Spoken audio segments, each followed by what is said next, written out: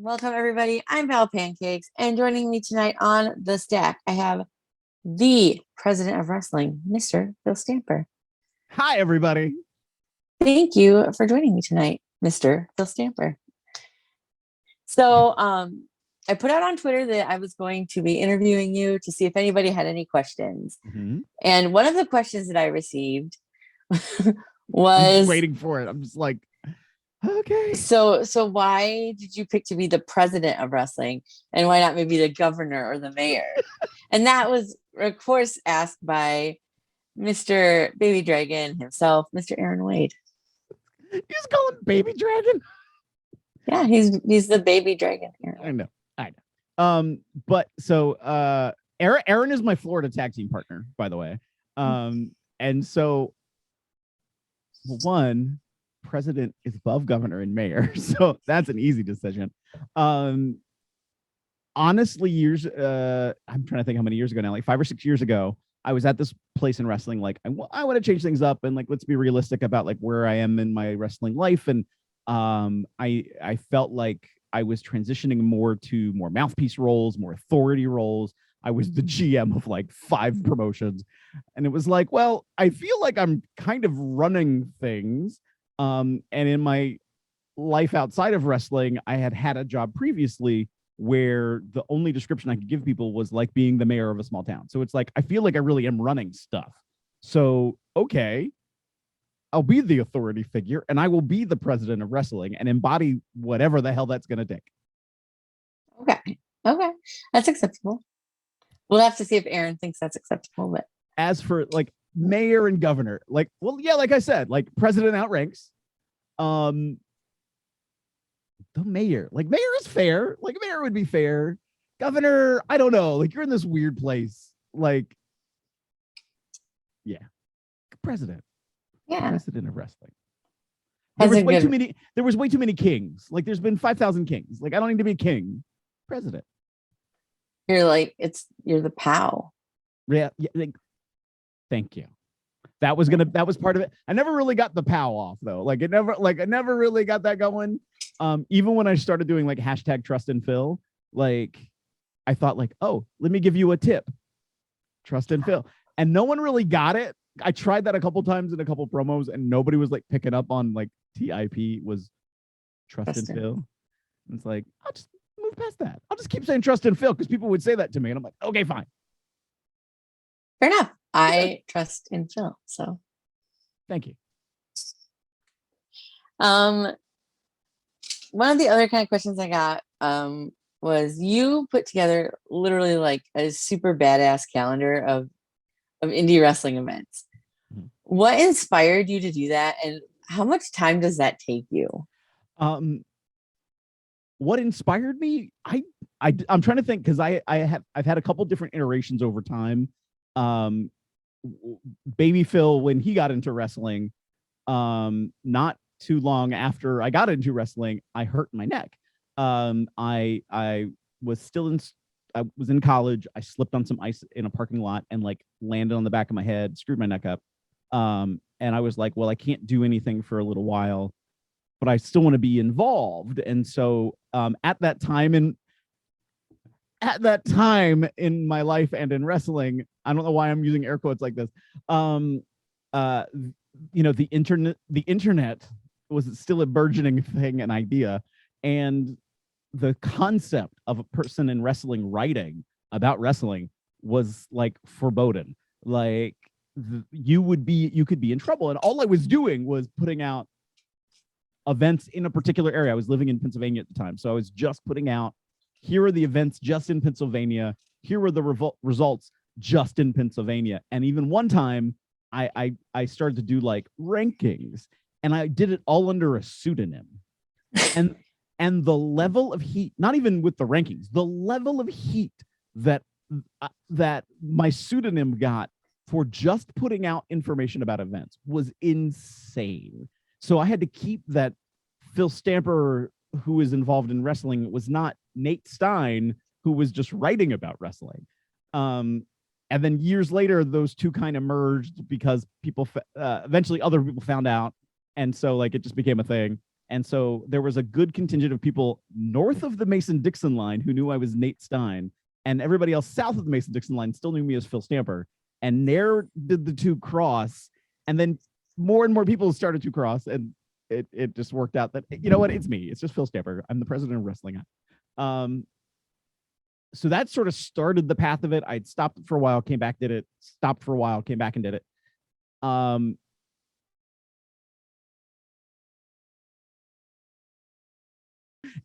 I will never be done. And that's all in my brain. I have to pause sometimes and think like, Phil, you're just gonna miss some things. So if I'm like, actually, between the time I got home today from my office job and before the start of the interview, I was like, I have like 30 minutes to kill. So I literally worked on the calendar. I was like, I don't have enough time to start another thing before the interview. So I'll just do this a little bit. If I'm watching TV and just vegging, and I'll have my computer out and I'll be working on it.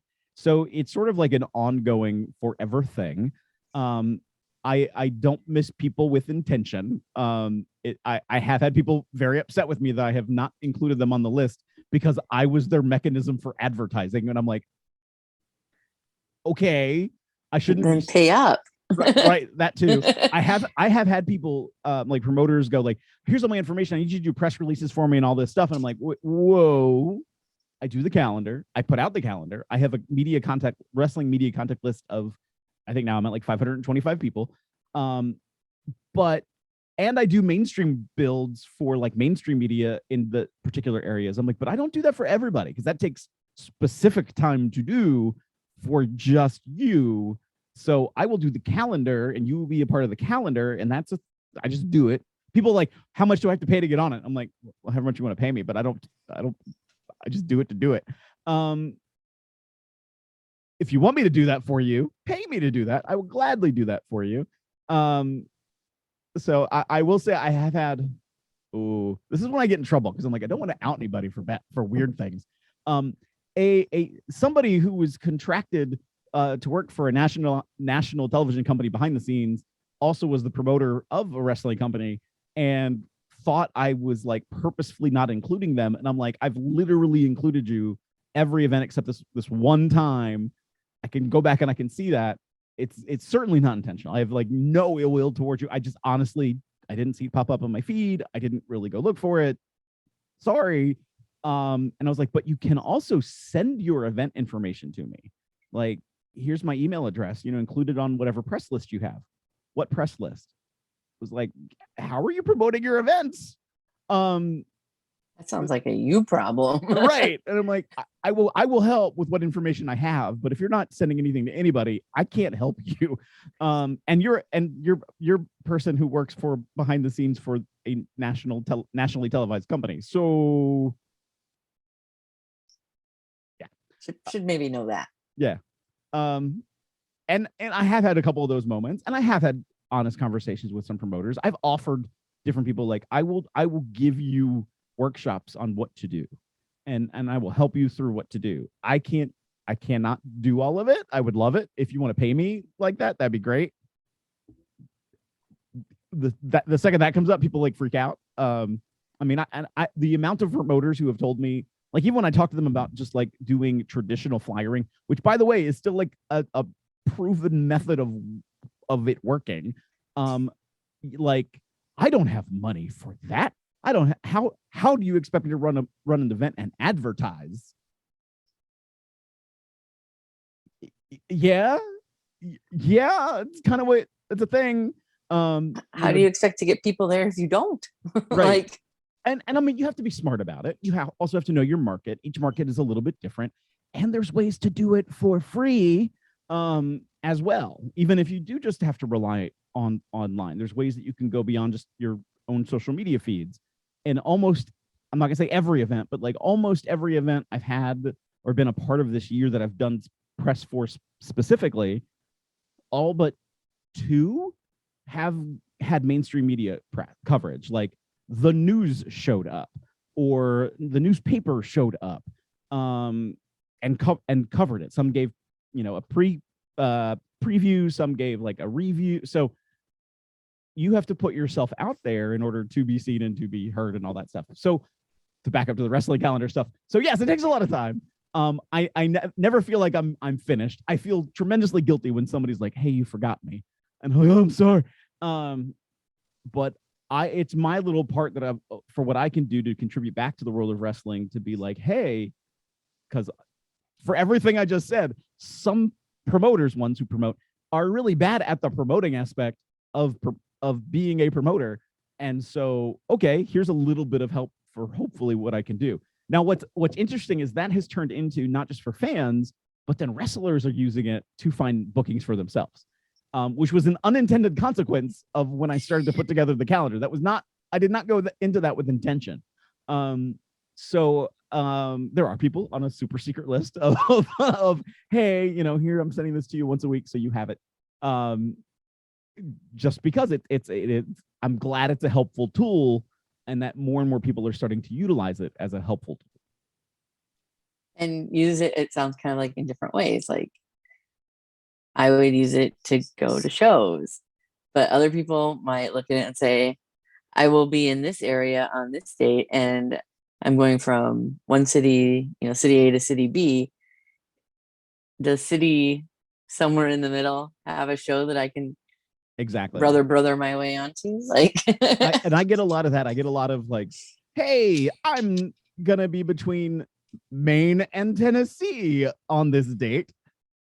What's happening? And I'm like, I used to, because I'm nudgy in my brain, and I'd be like, okay, here's the states individually. And I'm like, I'm not doing that now. Like, I'm cutting and pasting the screenshot of the promotions from that day.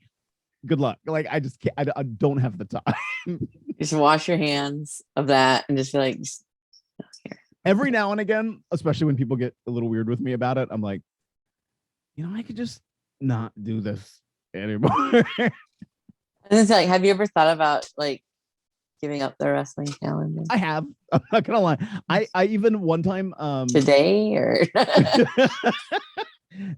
maybe getting ready for this interview and thinking about it. No. I mean, there was somebody who was looking for an internship, and I almost was like,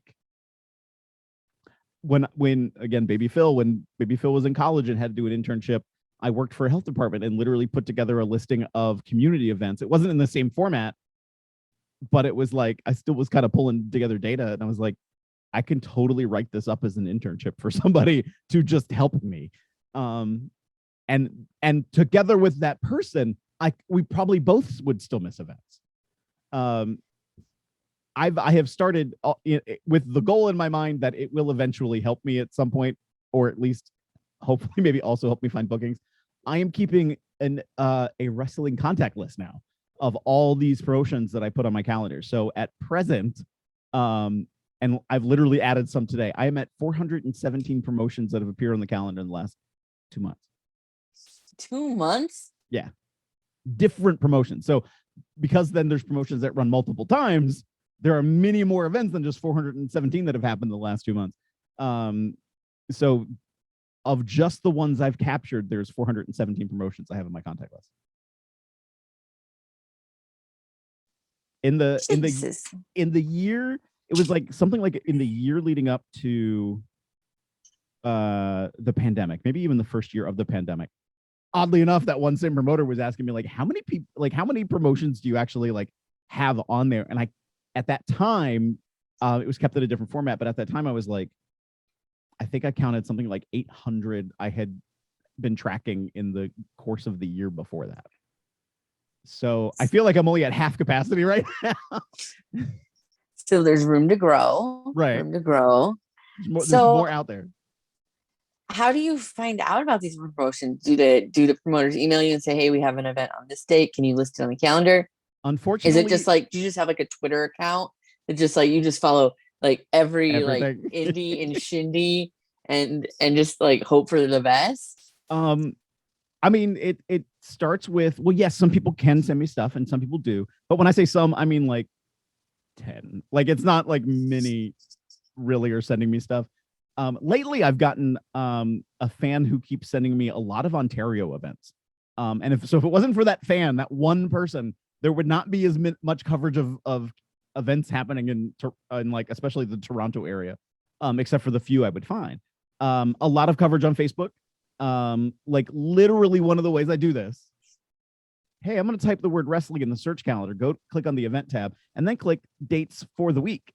And then that's literally how I'm pulling some. Sometimes I'll just type the word wrestling in, or indie wrestling or independent wrestling, pro wrestling, see what comes up on Twitter or on Facebook. I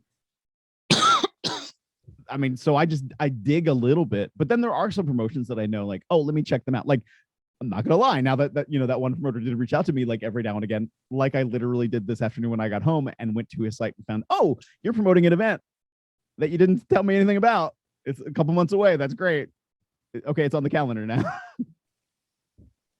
But then I'm a dummy because like there are sometimes the promotions I work for and I'm doing separate press for, I forget to include on the calendar. So it certainly isn't a slight when I forget someone and don't put them on. Sometimes I just miss it. So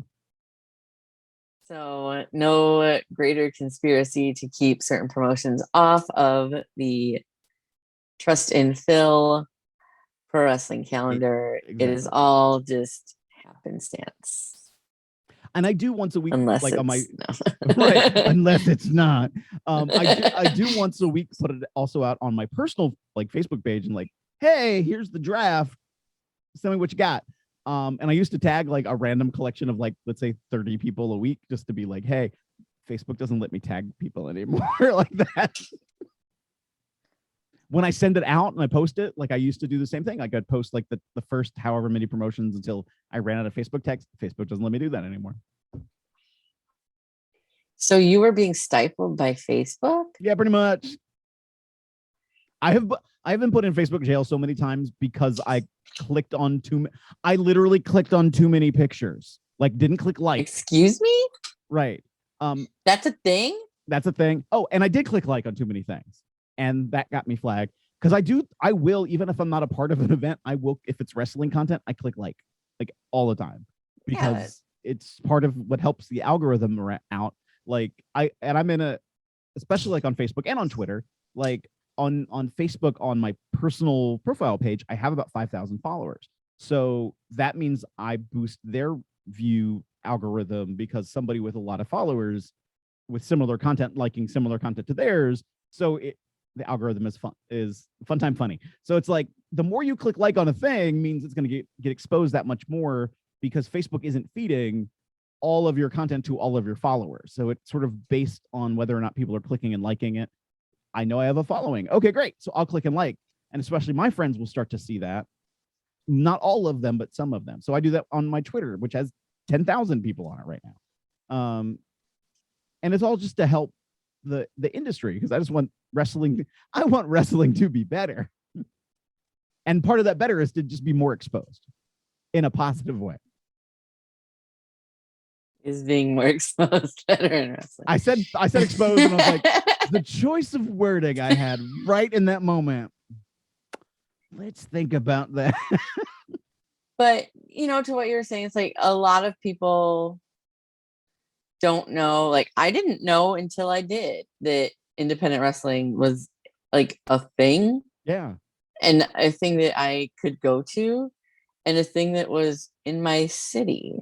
Like I think that a lot of people have that similar, like, I didn't know that this was a thing until I knew. And then it's like, what did I miss out on for years? Like, right. What was I thinking? Not going to this. At least that's how I thought when I found out about it. Like I had no idea that there was like wrestling companies in Omaha that I could go see, once a month or whatever, until I did know. So alongside that, and we kind of touched on it a little bit as you were going through this, but I know that you have worn a lot of hats in wrestling, that you've done a great number of things. I was like, literal hats? Is this a bald joke? Never would I ever. On the bald monkeys, no less. Never would I ever. I support all hairstyles or non-hairstyles if that's the choice you want to make. Thank you for saying it was a choice. I mean, you could choose to have like a Hulk Hogan like back fringe if you wanted. Unfortunately, mine would come out more like the monk cut, and I the like friar monk cut. I didn't want that. Well, not with that attitude. Wow, Val. I mean, you could make that a whole look.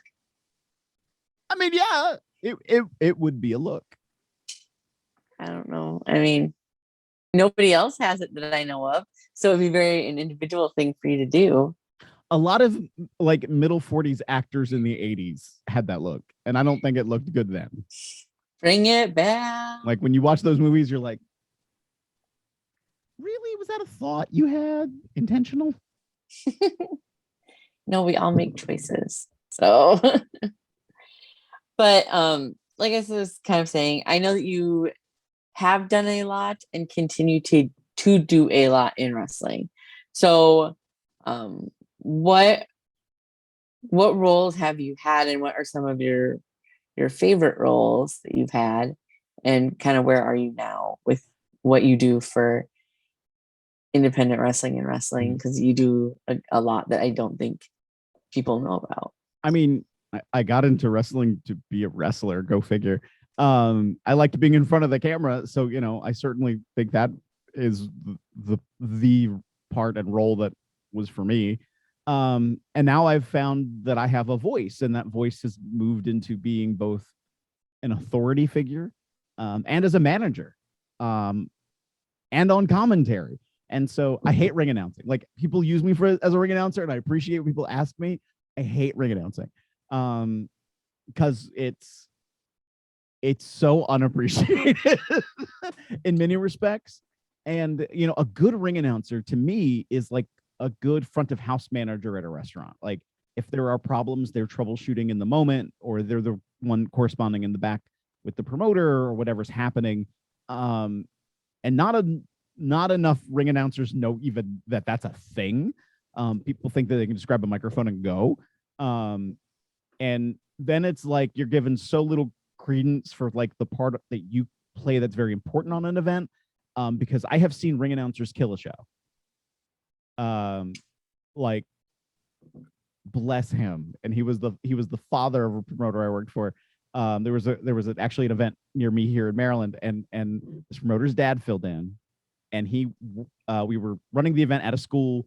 He worked at that school, but he got on the mic and talked red things like, oh, this, like, oh, it was not strong. It was not a very strong appearance.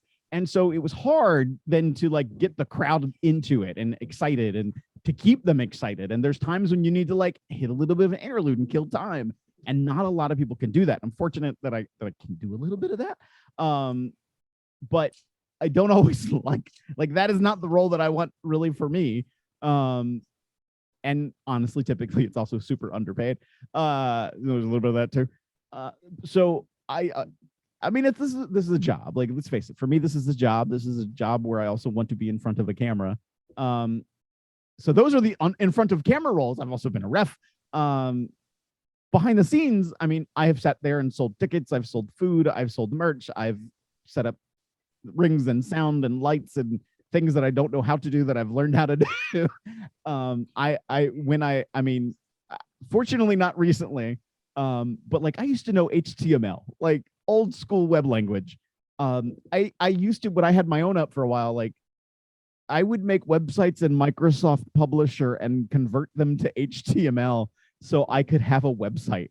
Like super bad. And now I know a little bit more. I know WordPress and Drupal, but like that is, you know, there are better people than me at that. And then people also wanted, like, if you're doing that, oh, you need to also be great at graphics work. And in my life outside of wrestling, I work for a communications and marketing entity. And it's like, no, you don't need to be that same person for all of it, because no.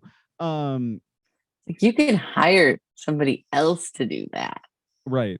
Like a lot of people who, when they find out that, oh, you run the social media for these companies and you were doing the content of these websites and you're doing all their press work and you're doing this, and this, like, oh, wow, you must be making all this great money from the world of professional wrestling. And I'm like, Oh, I make good money because I work for a lot of different companies. Not because any one of them are like, I mean, let me not lie. Revolvers pay me really well, but not a lot of other places are like at that level. And that's why you have Revolver as your background. Hey, I know where the bread is buttered, and it's wrestling Revolver. Ain't gonna lie, MCW ain't gonna lie. Like there's some great places that are out there. I worked last weekend, the weekend before for Central Pennsylvania Slam Fest. This is not a knock on them. They run one event a year. It's an outdoor event at a brewery. It's a hell of a fun time. It's a lot of fun. And it's a lot of friends that I have from like Camp Leapfrog that are a part of this event. And it's like, does it pay tremendously financially well? No, but it's a fun event.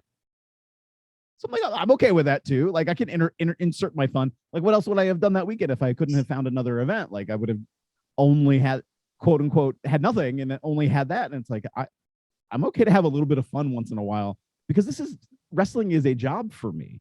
And I get a little bit annoyed now and again when I hear people say like, oh, wrestling your fun thing.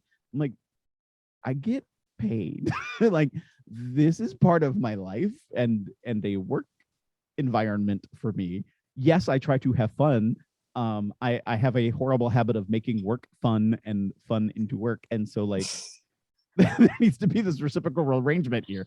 But like wrestling is a job, and I'm fortunate that I'm in the rare percentage of people that can actually pay bills with their wrestling career.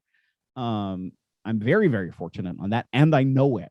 I'm very humble with a place like Revolver, where I'm one of half a dozen people who are on their events regularly who does not have a television contract. Like I'm very keenly aware of that and conscious of that. I'm also keenly aware that I walked out there in October when we didn't have an event in 2.5 years and got the loudest response of anybody that evening. Yes, it was to get booed out of the building, but I got the loudest response of the evening. So like, again, I know where my bread is buttered, and I know you have to work for it too. It didn't like just happen overnight that was the response I got. So Indeed. I think I went a really long circle on that one. No, that's the questions are what you make of them. Right. Like I'm never looking for like a specific answer other than whatever you feel comfortable talking about and telling me. Zen Val right now, everybody. I don't try. Val Zen sounds better. That's like a Superman level name, like Val Zen. Val Zen. Like especially if you like smoosh it together. Val Zen. Yeah. Like I'm a magician. Jean Valjean. It's a very French. Potentially. Je parle un petit français. Ça va? All the French that I know comes from like random bits of movies. That's fair. That's totally so fair. It's probably very specific instances in which they would be useful. I regret that I don't know Spanish, but because of my French, when I hear Spanish, I pick up every like 20th word. So like I can sometimes like, oh, I get it. I know colors and numbers in Spanish, which is very unhelpful to me, generally speaking. Like, okay, I know that you're talking about something that is blue, but I'm not real bright, so I just let that all just wash over me and hope for the best. So kind of backing it up a bit, like probably decades. What was Wait a minute. What are you? No, what are you no, trying I'm to getting say there. Now, Val? I'm getting there. Okay. What was a young Phil like? Like, what were you like as a child? See? Oh wow. Oh, okay. I was a precocious young lad. I don't know. Did you wear a monocle? When you say it like that, it sounds like you wore a monocle. No, but I wore hair. I had a big curly fro, and like everybody knows me now. Like, what? I was like, I had poofy hair. And when it got wet, it became like ringlets. But when I let it get dry, I was in denial I had curly hair.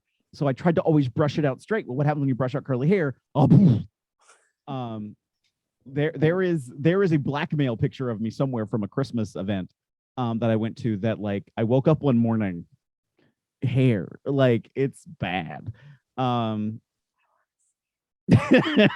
There's a I couple, want to see it so bad. probably a Who couple do blackmail I pictures. who do I need to hit up to make this occur? I'm sure there are family members that are like chomping at the bit with blackmail photos. Like I can imagine. I made the mistake. This all of you like burgeoning in wrestling, like and like your family's like, oh, that's really cool that you do this. If they ever ask you to like sign an autograph that says a thing, like think twice before you do it. So one of my cousins, now to give context on my dad's side of the family, he is one of 9 children. So I have a lot of aunts and uncles and a lot of cousins. And a lot of like, I grew up with like cousins who people I call cousins that were the children of my first generation or, first cousins. And so one of my cousins was like, hey, Phil, I want you to sign this. And I want you to put like, to my favorite cousin, Phil Stamper. And I was like, okay, sure. And I did it. She has paraded that out as like, look what he did. Aww. I'm like, one day, maybe that'll be worth more than the price of the napkin. Oh. But like, I think I was always, sorry, my camera's also going a little off focus. There we go. I don't know. I think I always, I was super serious as a kid, to be honest. Like I played and stuff, but like young me, especially once I got into like late single digits and not even teen yet. My mom used to say I was 40 before I was 12. Like I was always super serious. I was the oldest of 3 brothers. I always, tried to take care of them, look out for them. And when I say this next thing, this is not a fault of any family member, but like I was in a military family. My dad was served in the Navy, and his career track was not on a boat.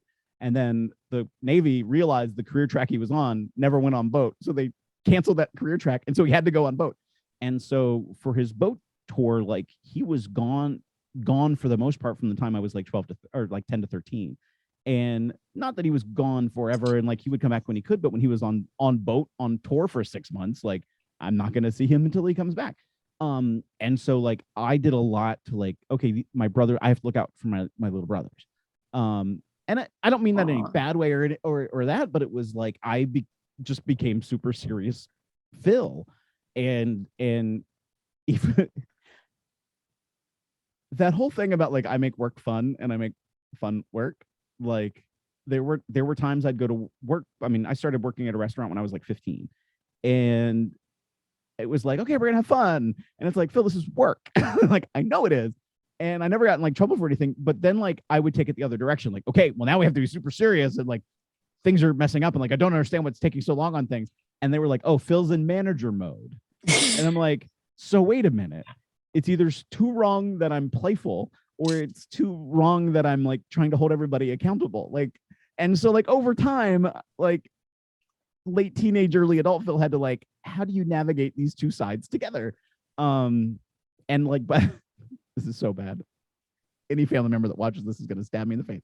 Like by the time I became like 18 years old, like I felt like I was raising my parents, in many respects. And a couple years after that, they divorced, and it was like I became like their confessor. And so like I found out about both the relationships my parents were in, and it's like I never thought I'd have that. Like, am I really having this conversation in my life? Like, and now you both need to pay me for the therapy session. Right, exactly. There was a time when I first went to college, I was like, oh, I'm going to be a counselor. And then I was like, I don't think I'm at a place where I should be doing that. And then like I ended up in a career track that like for the most part, I was basically doing ad hoc counseling. So some people just want to talk to you. And that's okay. And now I'm at a point that if I was to have gone to college now, I probably would have been like, oh yeah, counseling's totally fine. I would have been I would have been down that road and great. But instead, here you are. My 168 IQ is being put to really good use. Well, keep getting hit in the head. I'm sure that'll go down, and then you won't have to worry about it anymore. Yeah. Oh, I'm sure I'm going to wreck myself in like 5,000 other ways. I mean, for context, I have about a third of my right knee is somebody else's. I have a metal plate and 6 screws in my neck. I've put my teeth through my lips. I've broken fingers. I have tendonitis, more significantly in my left wrist than my right wrist, but both wrists. I don't know what's up with my shoulder. Actually, I kind of still have a shoulder, right? Like there's structure here. I don't know if it's not doing things it's supposed to do anymore. Like, I don't know. So not like, doing things it's supposed to do. It's doing things it shouldn't. Right. So like, I don't know what's gonna get broke next, but I know I have plenty of road to find out. I mean, I still wrestle. I'm like, I shouldn't say this out loud because a lot of my family don't know because they know about my neck and they would kill me. But Bill's exposing himself on the stack. There you go. There's your clickbait right there. Well, now I can't say words. There is your clickbait. Phil exposes himself on the stack. Click to find out more. Exactly. I'm just shaking my head now. But like I a couple weeks ago, I was out in Indiana and I was visiting family, and it was before a Wrestling Revolver event in Dayton. And while I was out that way, I'm like, I'm going to check out some meet up with some friends. I'm going to go to different wrestling trainings. And I went to one and like had a practice match, and it was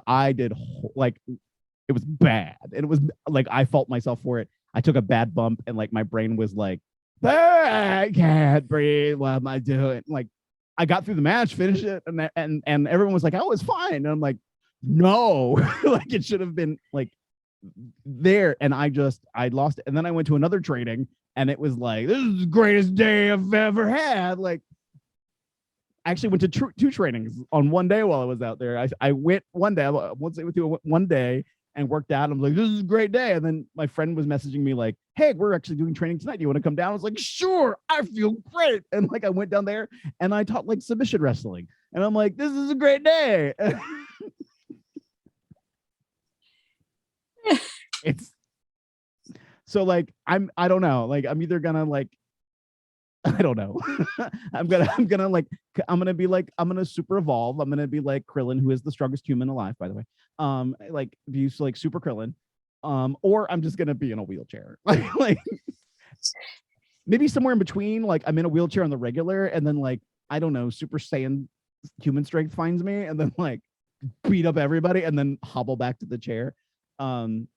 I sometimes in one of Ric Flair's, I think in Ric Flair's first book, he talks about like one of his favorite WWE superstars was Christian. And he was like, Christian was like hobbling around in the back on crutches because he could barely walk, and then like would walk out of the entranceway with no crutches, like, yeah, everybody.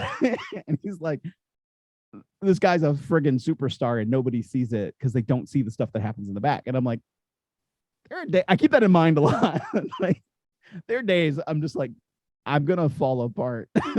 And I don't even know why. I for like the last month, I stand up and like one of my ankles just it's not there anymore, and I don't know why. It doesn't hurt, it's just not there. It becomes extremely painful because I then realize it's not there, and then it's gone like 5 seconds later, like nothing happened.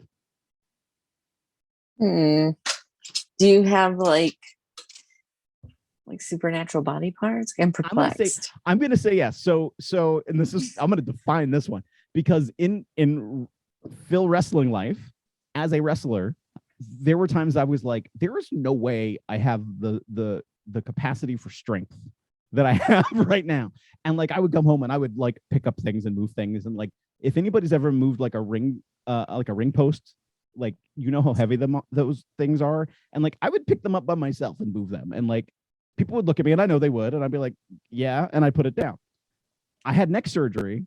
And now they do tell you after neck surgery, like, you're not supposed to lift anything for a few weeks, like more than the weight of a soup can. And I remember going to an auto parts store and I'm grabbing a thing of like automatic transmission fluid. I pick it up with the right hand, no problem, move it to my left hand, and like I immediately like drop. And my nephew was with me. He's like, Uncle Phil, what happened? You need to carry this. But for like 3 years, I didn't have regular strength in my left arm. And it finally got to a point like about a yearish ago of like, wow, I'm at normal human capacity. And I'm like, you can carry a gallon of milk now. right. And I'm like, but I should be well beyond normal human capacity. And like the turtle shell that was my back. And it's so interesting because I had thought about this for so long, especially after my neck stuff, and then heard William Regal on Talk is Jericho. And he talked about this, that when he stopped wrestling after, or was that stopping his physical, I think after his heart surgery, that like his body's reaction was missing it and craving the physicality, and was like, it was like, for me, what it felt like was like layers of my onion were peeling off. And I thought at first, as that was happening, like, okay, all these weird little injuries, all these little bumps and bruises that I've had, like, they're going to start to heal because now I'm giving it time to rest. I'm doing physical therapy and stuff. And I remember like this one day, maybe like 6 months after my neck surgery, I was feeling pretty good. And then I went to physical therapy and it was like, I had backtracked. And I'm like, I don't understand. I'm in here like 3 days a week. I'm like going to the gym. What's happened? And they were like, all the muscles that weren't firing because you have nerve damage, but still have nerve damage in my back. You have nerve damage. And so the nerves had disconnected from muscle fiber. And so now they're trying to reconnect. Well, now the right nerves are firing with the right muscles, but those muscles haven't been worked because they weren't firing because the nerves weren't connected anymore. And so now the right muscles are trying to fire and they have no strength to them because they weren't being used. And it's like, oh, well, this sucks. So like, even now when I go to the gym, like now I'm at a point, like I can do regular weight bearing stuff. And I go to the gym, I do equal weight. And when I do the tricep pull downs, there's a machine right in front of me and I can't, my mic's like right here. So it's hard for me to do this. My left arm is a little smaller in the tricep than my right arm. And I see it, like it's very visible to me. And like, I like in random conversations with people that I know, I'm like, look at my arms, they're like different sizes. And they're like, Phil, you see that. Nobody else sees that.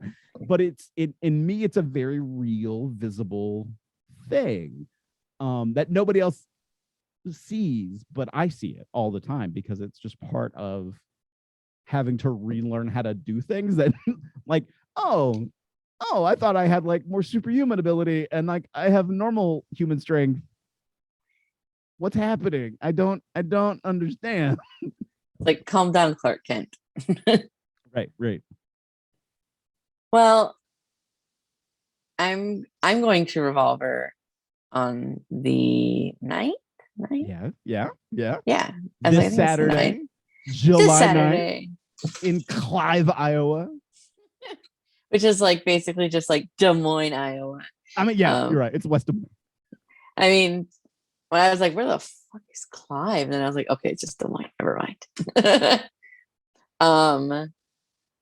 So I'm gonna look at your arms now. The thing is, on the front, you won't know. I literally have to do this.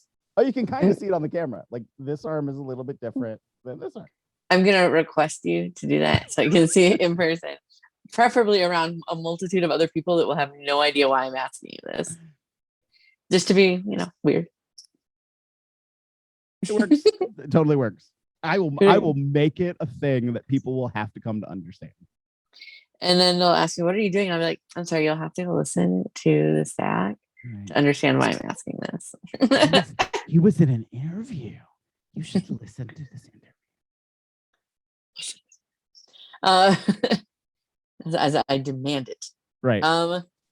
So how did you decide to get into independent wrestling? Like what made you, like, I know that you said that it was, you'd wanted to be a wrestler, which I mean, yes, but like, How did you decide to get like so involved and like specifically with like independent stuff? I mean, I was like a lot of people are. I was a fan. I would come home and there'd be on ESPN Classic. There would be like old USWA and WCCW and Global, and of course I was watching WWF and E at the time, and WCW, and it was like I eventually became hooked as a kid, and would just watch. And I was one of those kids that wrote a letter to the WWE and to WCW and was like, why can't kids wrestle too?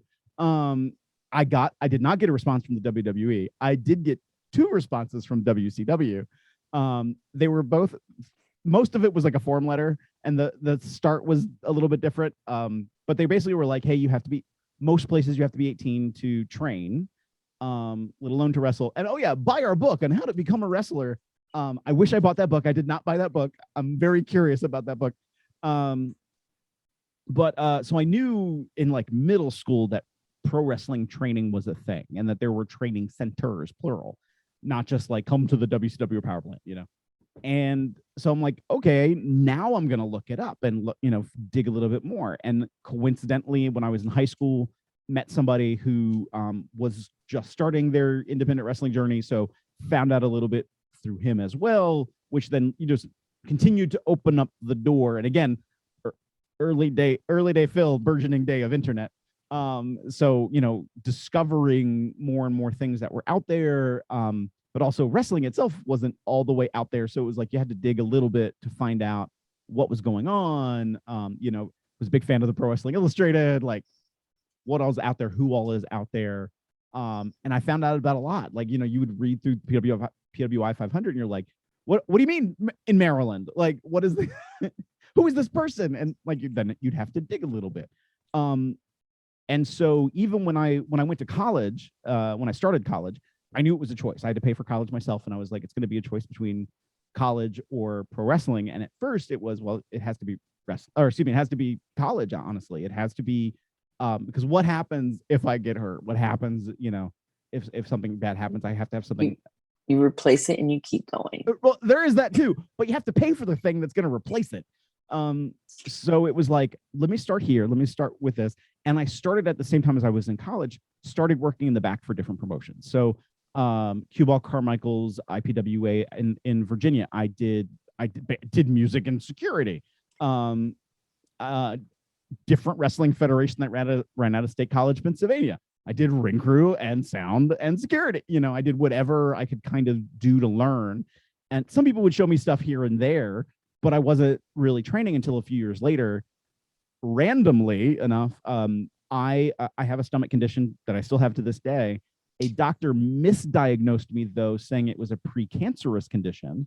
And so in my brain, because I also like look up everything, I was like, oh, I know what this is, and this precancerous condition more than likely will lead to full-blown cancer in 2 years, which means I'm going to be dead shortly thereafter. And so I just got to go, which is not true. People who have this condition, it's called Barrett's esophagus, does not always lead to cancer, and the cancer does not always lead to it, like you're dead. But in my brain, I was like, it's now or never. And then so I was in my last year of college and was like, I just gotta start trading. And made it work. I don't know how I made it work. Even now when I think about the finances of it, I'm like, how did I do that? Because I would drive 2 hours one way to go to training. By that point I was in college in Western Maryland, and I was driving to Baltimore for training, and I did it. And then realized as that training center closed down and suddenly, and no one really understood why, and then was trying to get bookings, and got my first booking with a friend of mine of Massachusetts. And I was like, oh, because I got really bad training. Then but realized it super on. I was very fortunate, had a good network of people and who helped me then like sort of recorrect things. And I went to like a boatload of seminars to just keep learning.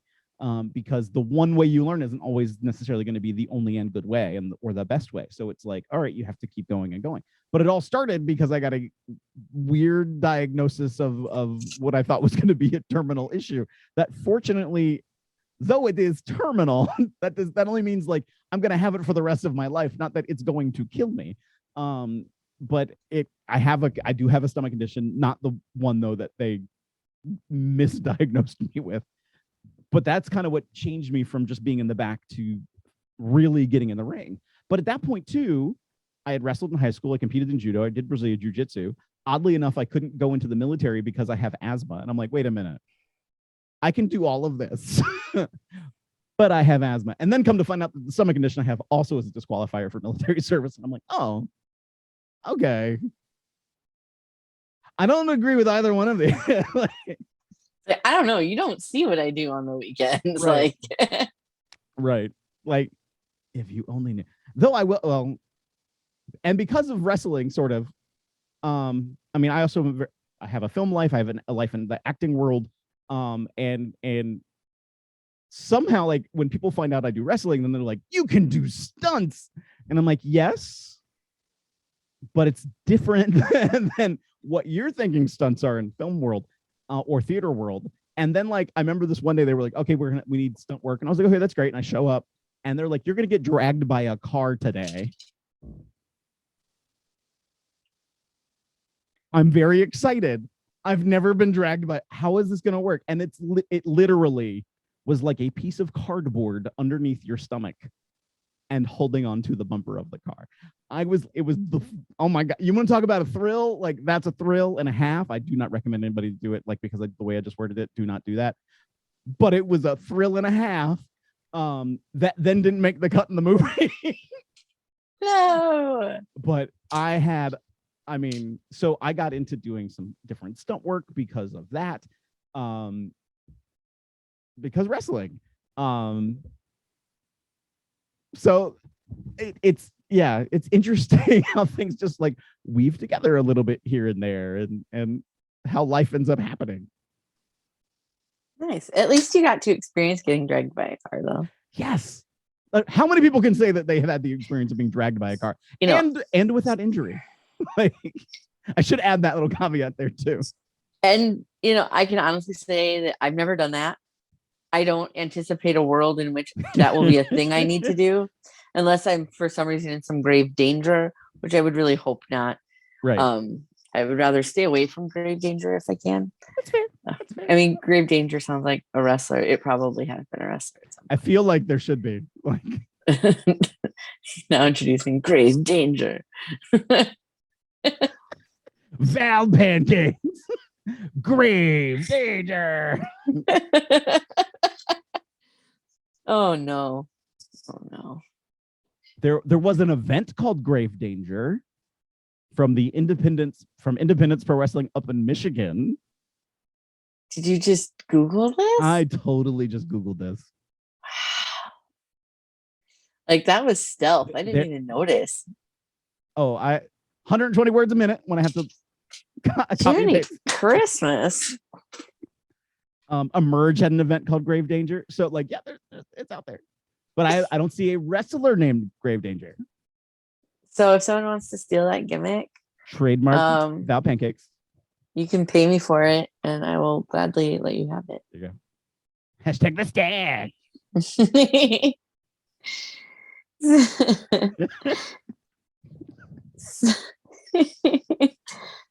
There's another podcast it's called The Stack, and they come out on Wednesdays too. And I started following him from my The Stack Twitter, just so he knows. Just so he knows that you know. Uh-huh. I'll fist fight him if I have to. I love it. I mean, because things have to hit, like my fists. No. The reason I know is because I always hashtag myself with hashtag The Stack, and so does he. And so it intermingles. Mm-hmm. He doesn't have near as many followers as I do. As I am the president of wrestling, I also have had some sense to maybe I should trademark that. And so I have trademarked president of wrestling. And I am watching. I'm like, do I just say it? I was watching a nationally televised wrestling program just before this last election. And somebody is making a promo in the ring and says something like, huh, maybe there should be a president of this place or something, like a president of something like called pro wrestling. And I'm like, wait a minute. And because I know who that person is, I messaged them and was like, just so you know, I have trademarked president of wrestling. And then I never heard them reference it again. I was like, either have a conversation with me about it, or I didn't say that, but I was like, sort of implying it. It just went away. I never heard about it again. I was like, okay, great. Do you like, were they trying to like rip you off? I don't think they were. I genuinely don't. But the second I said that, like that train of promos went away. Would be a shame if you got a cease and desist. My brain just made the dun dun dun sound. So like, and like, well, then there was, I mean, I'm not gonna lie, you said Shindy earlier, and I was like, how's this gonna go? There was a Shindy. There was a Shindy, and this guy was like, I'm the president of pro wrestling because I know you're the president of wrestling, but I'm the president of pro wrestling because it's different. It's like, okay, bro, this is not how this is going to work. Oh, you're just upset because I'm real. And I'm like, oh, no. I've seen the events of the 15 people that you've drawn. No. Okay, so I'll be the vice president. I'm saying no, but, let's see how far that carries you. And now I don't think he's involved in anything to do with wrestling. So sometimes the trash takes itself out. From the words of Val Pancakes. You can always, wrestling is a fun place, but there's a lot of assorted people involved. Yes. I'm very fortunate. Like, I mean, we've all met interesting characters in the world of professional wrestling. And I am very fortunate that some of the horror stories of like absolute horror of things, I have fortunately been avoided. Like, I have not been associated. There are random things that I've had experiences with, like hella random, but like fortunately not like the bad. Like a lot of the bad I've been able to navigate away from. Thank gracious. Well, I'm glad that you've been able to like have a mostly positive experience with the people you've interacted with. Mostly. I've been very fortunate to, so far I've had the same mostly positive interactions with most people. Just a handful of people that I really don't like, but like most people I thoroughly enjoy. I mean, but that also happens in any walk of life. Like yeah.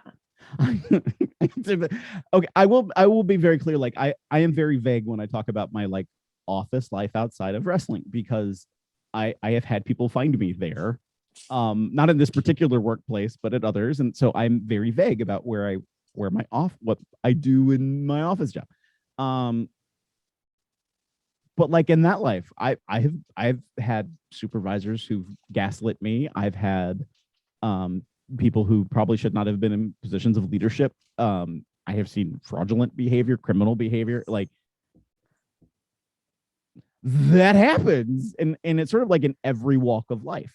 Unfortunately, when people say like, oh, there's a few bad apples, I'm like, yes, there's a few bad apples in every bunch. And we forget that. And sometimes it's like, we only focus on the bad apples of that bunch. And it's like, there's some spread around. Like, you kind of be cautious. There's not just bad Granny Smith apples. There's also bad Red Delicious apples and Brayburn apples. Right. All kinds. Right. Fair. So who has had the most influence on you both in and out of the ring? Ooh. And it can be two different people or the same person. I will say some of that changes over time, because I mean, I got into wrestling because I was a fan. And so like there's people who I enjoy and like inside of the wrestling ring who at different times in my life, I have found enjoyment watching. I mean, like my favorite wrestler at the moment is Zack Sabre Jr. because I'm a huge technical wrestling fan. Love technical wrestling, and he can trash talk like nobody's business, and I dig that. I mean, you have heard me, Val. Like, you know the things that I can say and talk, and without having to go to swearing, without having to call anybody out in an inappropriate fashion, or getting quote cheap heat. Like, I can just be a jerk, and Zach takes it to a different level, and I enjoy that so much. But like, there's different people, like, and like, my hand is right here, and so like, I see this guy in my background, and like, Looks like you're stroking his chin. right there, it has a little itch, like right there. It feels weird. It feels weird. Why does my finger feel weird? So like, I'll be very Sammy when it comes to visual aesthetic and identity and brand awareness is super friggin' intelligent. And because I've had that exposure of different aspects of wrestling, I'm like, there's different people I've learned from all over time that I'm like, I can take this and I can take this and I can take this. The first person I became a fan of in the world of professional wrestling was Eric Embry, and he was out of Texas. He was more than just a Texas wrestler to me, because as I found out about his history and like, not just world class and USWA, as he traveled, and eventually, I mean, he's still around, he's still with us, but like, my understanding is he got in a car crash and that sort of ended like his in-ring career going on to like the next level. But he was the first person I watched, and I was like, I get it. I see what's happening now. And I mean, he was in a feud. This is one of my first feuds I got into in wrestling. It was the wrestler Eric Embry versus Skandar Akbar, the manager, and Skandar's like whole crew of people that was like pretty much not just trying to take down like the company, but they were all targeting Eric Embry. And so here's Eric trying to fight back this whole army of people. And I'm like, this is amazing. Like, so the story of wrestling has also attracted me too. And like, that was like the first I saw. Skandar Akbar is another one that I was like, this is amazing. So over time, I feel like I've taken different things from different people. One of my best friends in wrestling, and I know not a lot of people in wrestling will know who he is now, but he used to wrestle as Dr. Milo Shizo. He was a Ring of Honor graduate, trained under Delirious, and is so super smart to the business today. He's not in wrestling anymore, but like, him and I will have conversations, and it's like, can I just have you like come to promotions I work with and like just be there? And like, because people would learn and like really get it if they just listened. Because he just has that kind of wrestling brain, and I appreciate that about him. Dan McDevitt, who's the promoter for MCW, super smart to wrestling, and outside of wrestling, he has been very successful in a career in real estate. And so like, he understands that, you know, how do you tie the business part of pro wrestling is just as important as like the rest of pro wrestling. And so like, you know, the way you make money is important. The way you do branding is important. And he is very keen on that and aware of that. And so it's like, I do cherry pick and apple pick like from the best people, because I've been exposed to so many of those people. And I super appreciate that too. Like, wow, I'm totally gonna borrow this for the next time. So I don't know. I've definitely had a lot of influences in my life in wrestling. Good. I mean, I like that you are, you know, taking the best bits and pieces and like putting them all in your little bushel basket. Oh, we are continuing to make fruit metaphors. There you go. My basket weaving is not strong, but you know, I can carry. Maybe not with my left arm as much, but you know.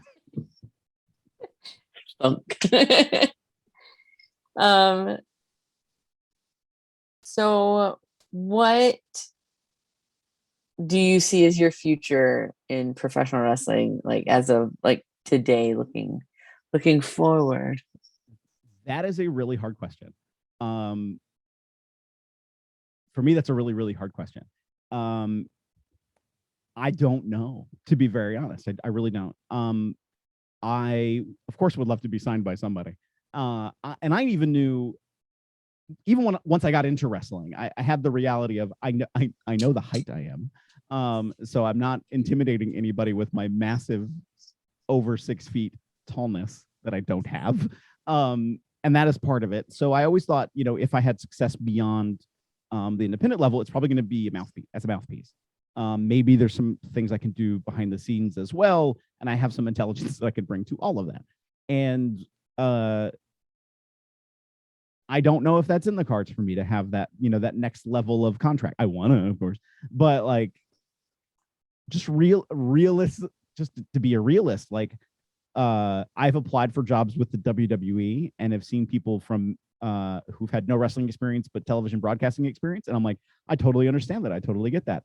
And then I see somebody else who gets hired with, like, they were a super fan and they got hired to be on the creative team, and I'm like, how did that happen? Like, there are times I've seen that happen too.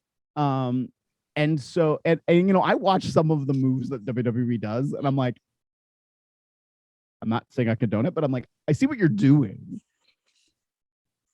But why are you doing it this way? But okay. But I don't really know. Like, if somebody turned around tomorrow and said, hey, Phil, here's a contract, like, I'd seriously think about it. But I'm like, is that then where I want to? Well, I mean, yes, it's where I want to be. But at the same time, it's like, I have, because of my office life job, I can afford a lot of the things I do right now in my life.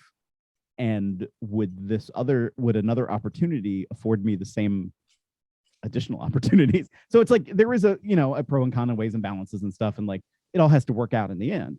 And I'm very fortunate that I'm in a spot in my office life where I can do some traveling and have that time off afforded to me. But still work my ass off doing all of it. Fair enough. I do want to solely run my own events. I mean, certainly Revolver at MCW and a lot of other places, like, I help coordinate a lot of it. And to the degree that a lot of people don't know what I sometimes am doing behind the scenes, just keep things together. But so there is a little bit of like, I want to reach out on a limb and do some of my own things. I thought actually that was going to happen this year, and then because wrestling is wrestling, somebody who was going to rent their license to me to run events in Virginia, like, vanished into a cloud of ether, and I don't know where this person is anymore. So like, I'm looking into, okay, so that means I have to have all of my own stuff and get all of that together. And Virginia has weird commissioning and licensing stuff. Like, not just wrestlers have to be licensed. You have to have a promoter's license, of course. All the insurances and bonds that come with that. You also have to have a matchmaker license. That's an additional thing. Sounds like an additional way for them to make money. I hate states with commissions. That sucks. All it does is just stifle the business in the area. Mm-hmm. And not just from, little guys feel it more. Like, the indies are going to feel it more. Yeah. But then you're not going to get AEW or WWE coming to you. It is a mix because, hey, I'm in Maryland, which fined AEW for having like barbed wire or weapons or something, and then didn't find WWE when they came. So it's sort of like, can we figure this out? Now, because I've worked with the commission, sometimes you just have to ask them in advance. And one of their things is, well, they just didn't get permission. And so that's why they got fined, was they didn't ask for the permission beforehand. And it's like, okay. So that doesn't put a great relationship with the state of Maryland and AEW. And I know that. But you're right. It's like this weird double-edged sword, because then I look at some states that don't have commissions, and it's like literally anybody can run. And that's not always a great thing for a number of reasons. And I'm not discounting anybody an opportunity, like, take the opportunities you can. That's not what I'm saying. But sometimes the quality is not there in some of those places. Not all of them, but in some of them. But then again, there's commission states where there's some of the quality isn't there too. So it's like, you just gotta you gotta keep an eye out on it, and what's available to happen, and what can you take the opportunities to grow yourself in.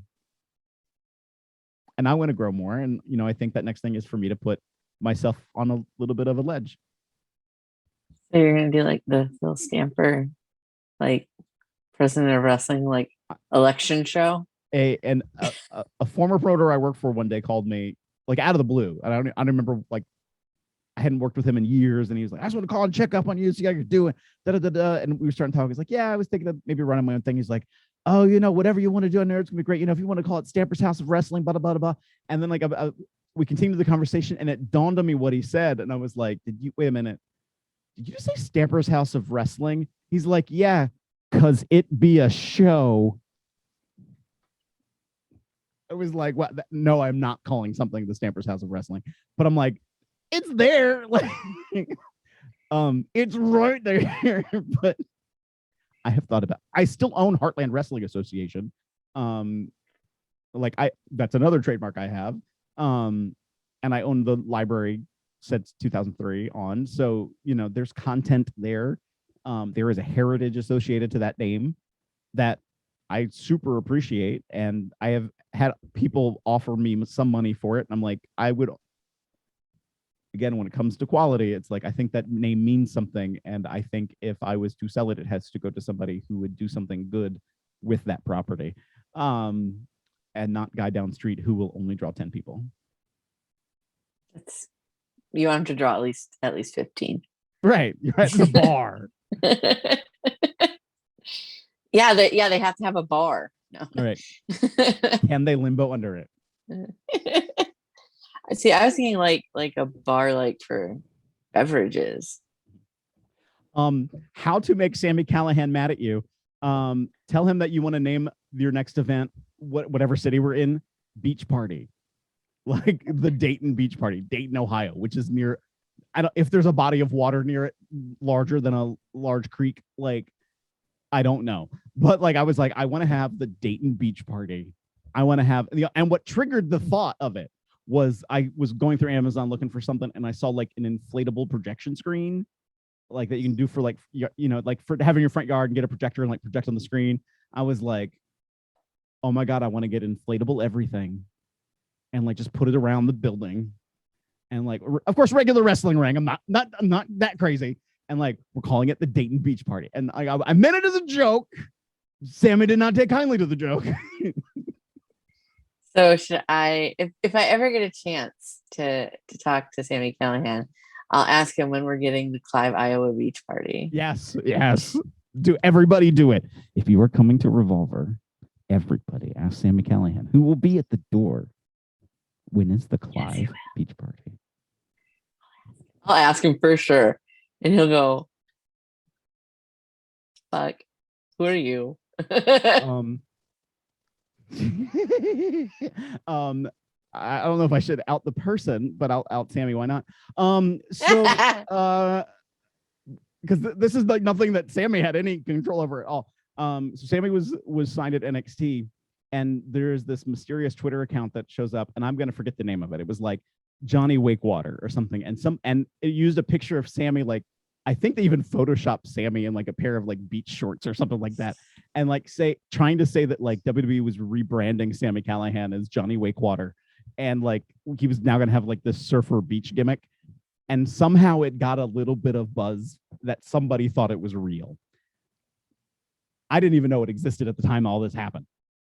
Years go by, and a person who is now in wrestling says to me that they created this account to kind of troll Sami. As like at this time he was like 11, 12 years old. Like, he's a kid. So that's why I'm not gonna out him, because like, okay, he was a kid. But I think it's friggin' hilarious. So I'm like, maybe that's why Sami doesn't want a beach party, because he has trauma from Johnny Wakewater. Maybe I should be like, Sami. So I've heard that Johnny Wakewater's planning a Clive, Iowa Beach Party. Now, Sami denies to me, because I've brought Johnny Wakewater up a couple times. He completely denies to me any acknowledgement of that name. He's like, I don't know what you're talking about. Who is, like, seriously, I don't know who that is or what that was. And even when I tell him, he's like, I don't consciously remember that. Meanwhile, the person's like, oh yeah, he got hot mad. Like, he was messaging me like super pissed. I was like, okay, Sami doesn't remember. So like, now what is funny, because I do have access to things at Revolver, like the sound. And so at intermission and before the shows, I make sure that there's music playing because I think that creates an atmosphere. And so I do that. And I now and again input Sammy Callahan's old theme song, which was Space Dementia by Muse, which he hated. after the second or third time he had it, like he was done with it. But everybody played it. And so I will sneak that into the rotation because I know, because this has happened every single time I have snuck it in rotation. A third of the way through the song, Sammy is there. Can we move? Can we get another song? Like he never says because I hate it. Like this, what? Never like he's calm about it, but it's just like every single time. I even did it one time to like I'm making this up in my own brain. Like this can't be real, right? Like he's not paying that much attention. Every single time if I play that song. Can we play another song? Sure. Yeah, when this one's over. Why, Sammy? Why would you want a different song? I can torture that. Like he hates the color blue. He hates the That's color blue. Weird. It's a thing. Blue's a good color. Right. Like blue is like my color. Right. And so we had, I think, the first Revolver event when we came back, because when we came back in October, there was a lot of like I had to sort of like show to myself that I could do the same impact I did when we hadn't had an event in over 2 years. And so I also knew, because I have found the best Sammy Callahan is an authentic Sammy Callahan. And so I wanted to get under his skin. So I don't remember if I had he had me change my shirt because I had a blue dress shirt and he did have me change it to a Revolver shirt, but I had my blue suit jacket, like the shiny blue suit jacket that I have. He didn't say anything about it and after the event, I was like, hey, Sammy, what'd you think about the jacket? And he gave me this look like, I just don't know if that's you. I don't know. Maybe it's like the color or something. And I was like, because you hate the color blue. And I wore that just for you because I knew you would get pissed off. He hates the color blue? It's a thing. Like he said it, like I heard it in an interview one time with him, and he was like, I can't stand the color. I think in his mind, and he is right. Again, Sammy is great with visual identity stuff. And he's like, the color blue is sometimes way overused in logos and coloring, in gear, in like all this stuff. And he's not wrong. It's a very prominent color because so many people like the color blue. Yeah, because it's an objectively good color. Right. But I think that's also for him, it's like, then it doesn't necessarily leave a lasting standing impression for like logo use or visual identity alone as, as a color, part of a pattern per se. Not necessarily part of a pattern, but as part of like, a statement thing. And I was like, I don't disagree with that. But I know what he thinks about it. So every now and then, just dig, just a little dig.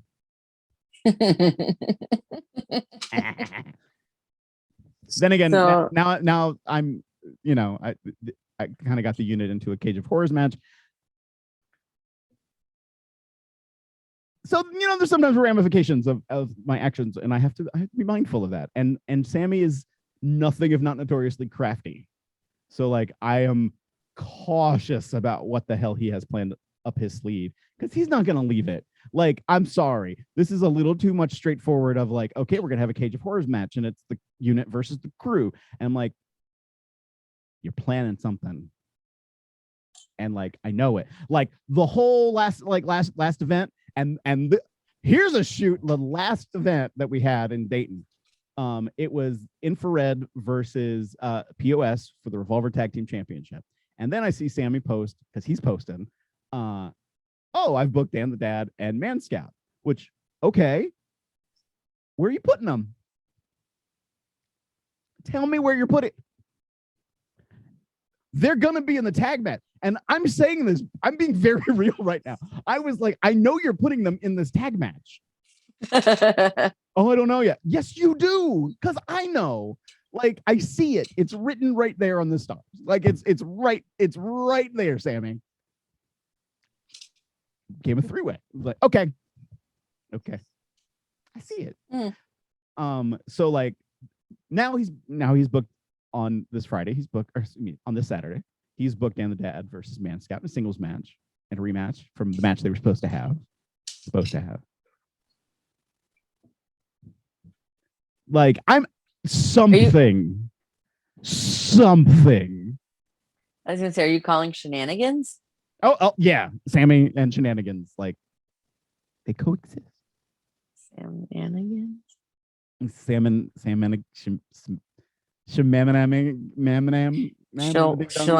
dong. I don't know what's going on here.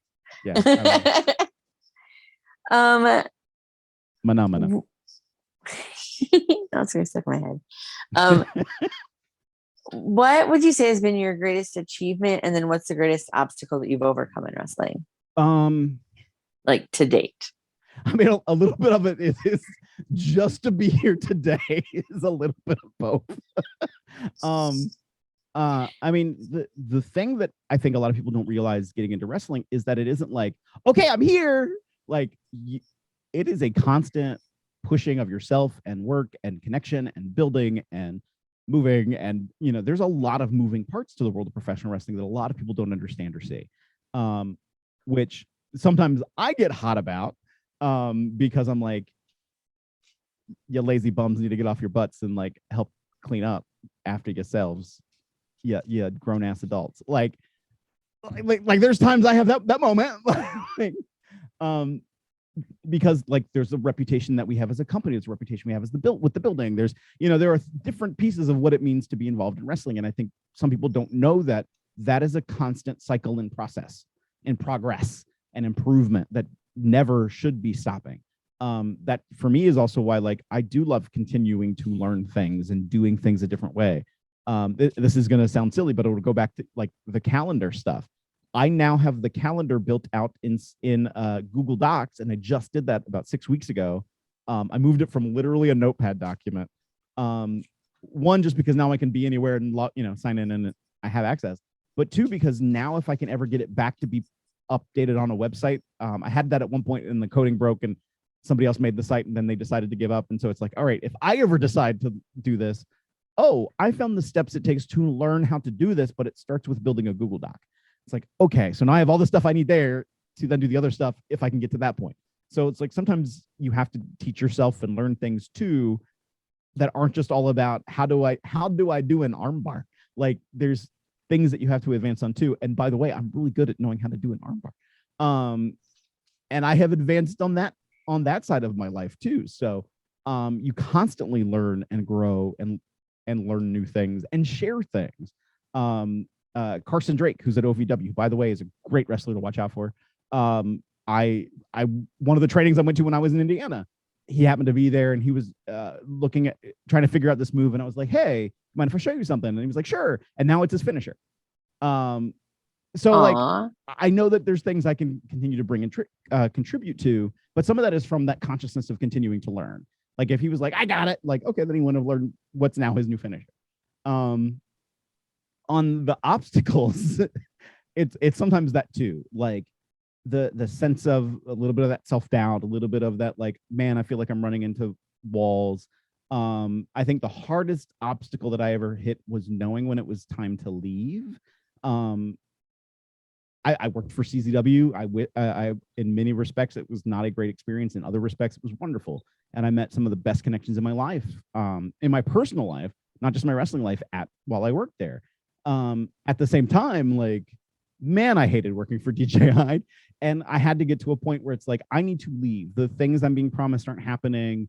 Money wasn't happening the right way. Like things were going wrong. And it's like, okay, I've tried. I've offered ways to fix that you don't want to listen to. Peace out, yo. I still get calls from that man that I'm like, can we talk about this thing? It's like, okay, what do you want to talk about? Because you're not going to do anything I tell you about, but let's talk.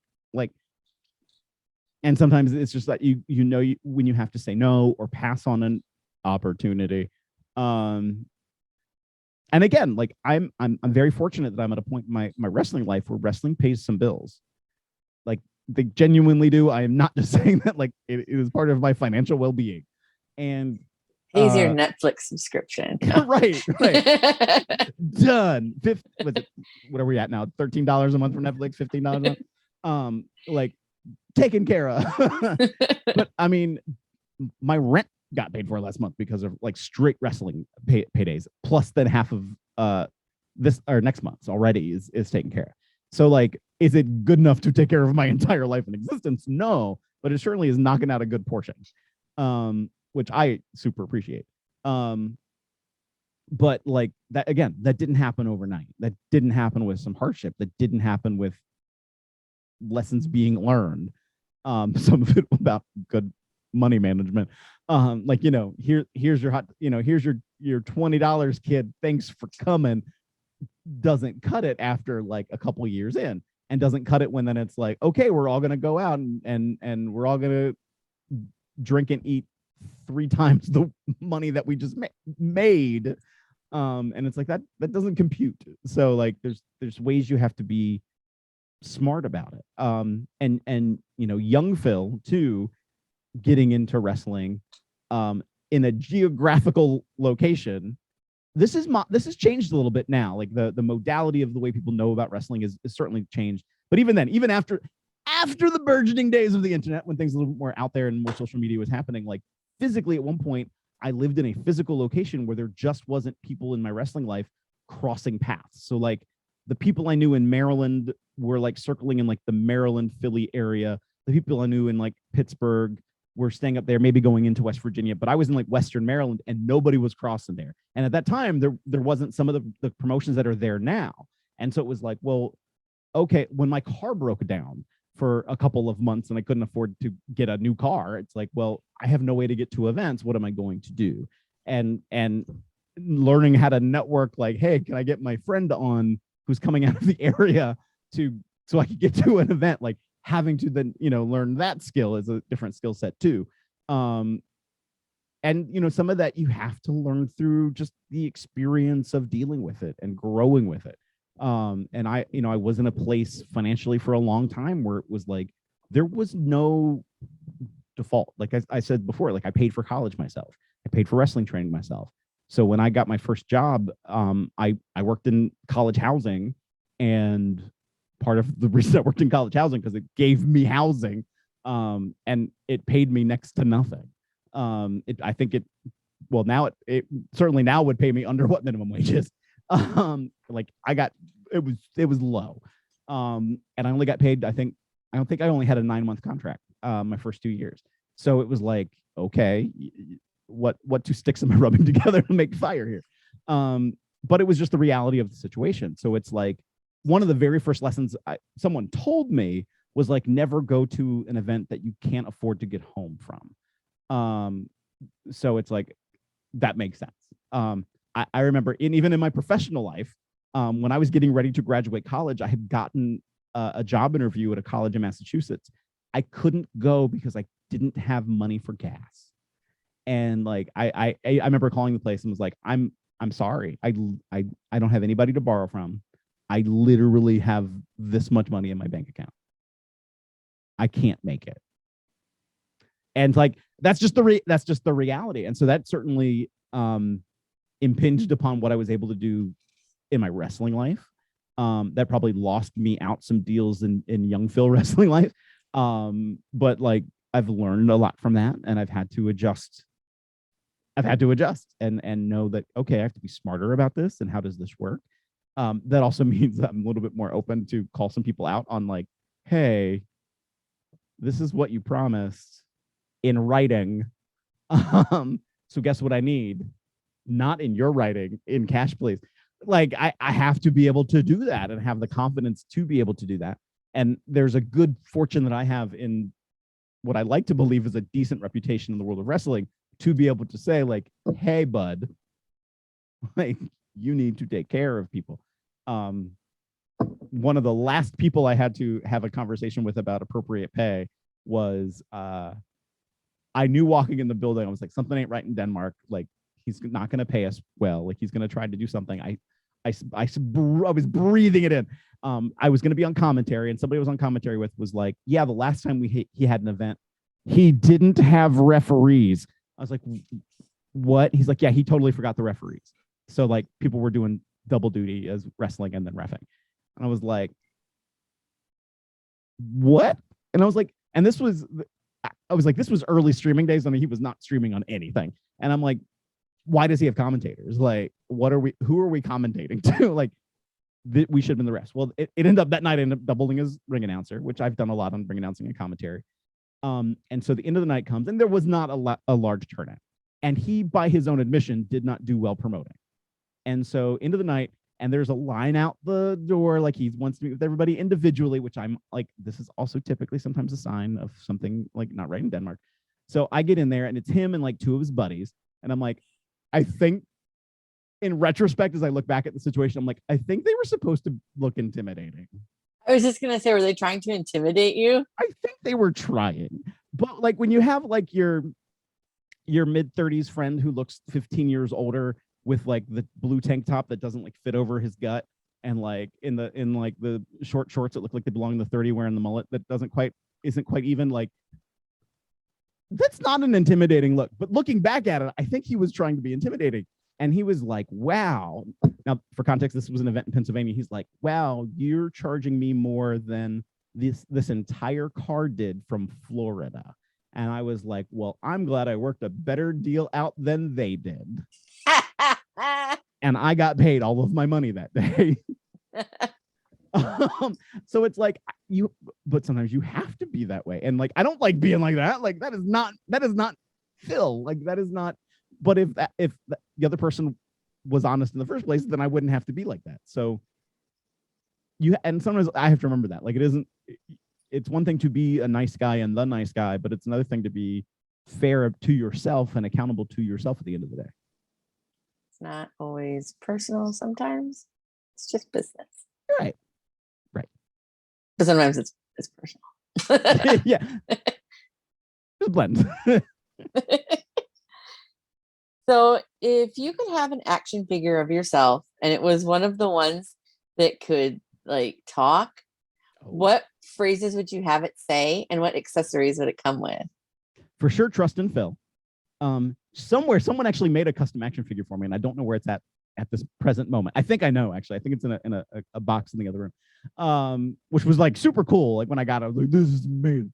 So it has to say Trust and Phil, for absolutely. And maybe a couple of different ways to say Trust and Phil.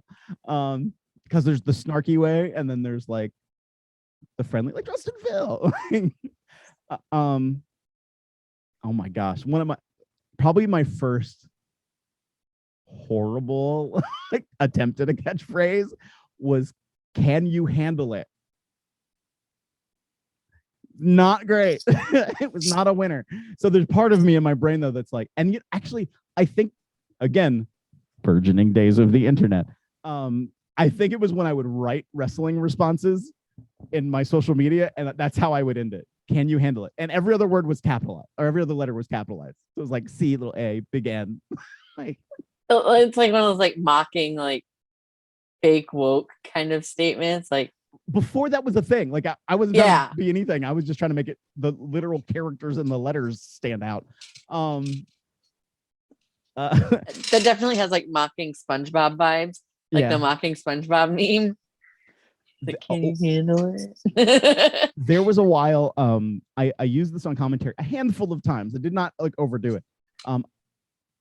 If you missed the beginning of the podcast, I am a ridiculous Doctor Who fan, and like I have a wall of Funko Pops, and there's like a column of them that are all Doctor Who related, and people used to give me Funko Pops, by the way. That's the weirdest thing. I like never knew anybody knew, and then like I suddenly got like a whole bunch. I'm like, this is really cool.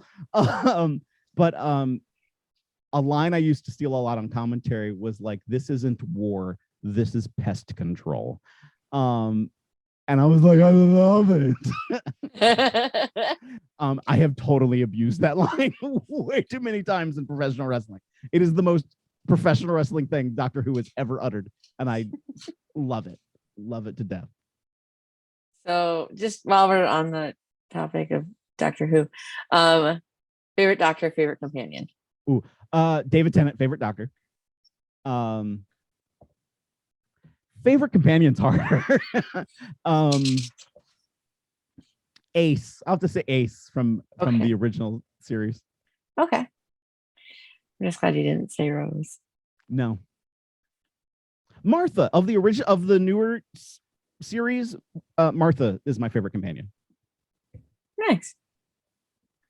Underrated. Yeah. I thought them as like a doctor and companion. I was like, this is great. Because of this is so weird. Because of like acting life, Phil, I knew a lot of things like going on behind the scenes in BBC, and like they were so weird about contracts that like Martha and the way she was supposed to be utilized in Torchwood and later and coming back in Doctor Who, that didn't quite work out because BBC doesn't really contract in that way. So she couldn't make commitments to anybody because they weren't making a commitment to her.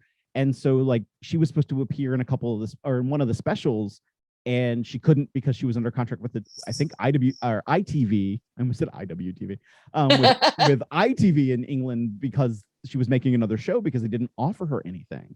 And so it was she well, quote, missed out because BBC was sort of uncoordinated, which is why now there's going to be some changes to Doctor Who that's coming up next season with a brand new doctor and a brand new showrunner and all sorts of stuff, because the showrunner is the old showrunner and bought the rights to more or less the rights to I can't remember the right phrasing. It's not the distribution rights, but basically has the right to make the content for Doctor Who to then sell to BBC.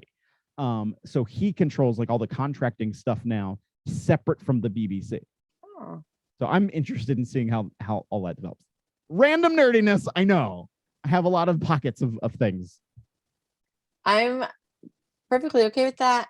I'm just, again, really glad I didn't say Rose. Too many people say Rose. I'm kind of like, Rose kind of sucks. Rose kind of my second to least favorite. Least favorite being Clara. I have a soft spot for Clara. I really do. She like I got the whole Rose thing. I got the whole Rose thing. I did. I wasn't there for it. To me, the show is called Doctor Who. The show is about the Doctor. And I would hear interviews with Russell T Davies, and it's like, no, the show is about the companion and their experience to the Doctor. And that's how you share your experience, because you certainly can't understand what it's like to be the Doctor. And I was like, and I'm sorry, I've me showing off for 5 seconds. I said this jokingly earlier. I do have a 168 IQ. And there are times when I'm like, I can do some of this in my sleep. Like, I connected a little bit more to the Doctor than I did to any companion ever. And that wasn't for any reason other than just like, that's the person doing the adventuring, like bringing in, like sort of showing the way to the other person. Like I kind of attributed more or gravitated more to that than I did like associating with the companion. And so I get why they did. Television is very different than what it was. You know, I didn't get into the old series until it was way off and it was like playing on public television at the middle of the night on Saturdays. You know, like that's how I caught up on Doctor Who. But so I'm excited about to see where Doctor Who's about to go next, but I'm also like, it's gonna be a show about the companions again, and I'm really not about a show about the companions again. Like, you know, I liked Donna a lot. I think part of that though is I just really like Catherine Tate just generally. Yeah, I just think she's very funny. But also, like for me, I like their dynamic where it wasn't like starry-eyed in love. oh, Doctor. Yeah. Yeah. And I was like, nice. Like I said, you know, Rose is not my favorite either. Yeah. I will say though, like when in Donna's run and that into that very first episode when they tease Rose's appearance, like didn't see it coming, and I was like, oh, that's amazing. And then but it wasn't, and it was just like the whole story connection to me. Like I thought that was a really super strong moment of Rose. And this is horrible because I'm like, that's probably like the best way they could have used her in that moment, because it was a total shock and a total surprise. And even for them to keep it the way they hid it from the public was just so super smart, because they didn't want it to get leaked. So they filmed it with a different actress at first, wearing that purple coat, and she hadn't been seen in the purple coat yet. So it just made a lot of sense. And I dig it. I love one of the things I like about Doctor Who is how they connect like different bits and pieces from all of Doctor Who and to like weave it all together. So you get those little like Easter egg type things. And it's like, oh. But I'm also a huge Star Trek nerd. Like that was probably my introduction to sci-fi. My mom was a huge Star Trek fan. It's the first television show I remember watching as a kid, was reruns of Star Trek. And so like I'm all in on, I have a Paramount Plus is the only subscription service I directly pay for because I want to watch all the Star Trek content. So like Star Trek Strange New Worlds is frigging amazing, and the Easter eggs they have in that show are like beyond my expectations. I had a lot of hope for Discovery to do that for me, and it didn't.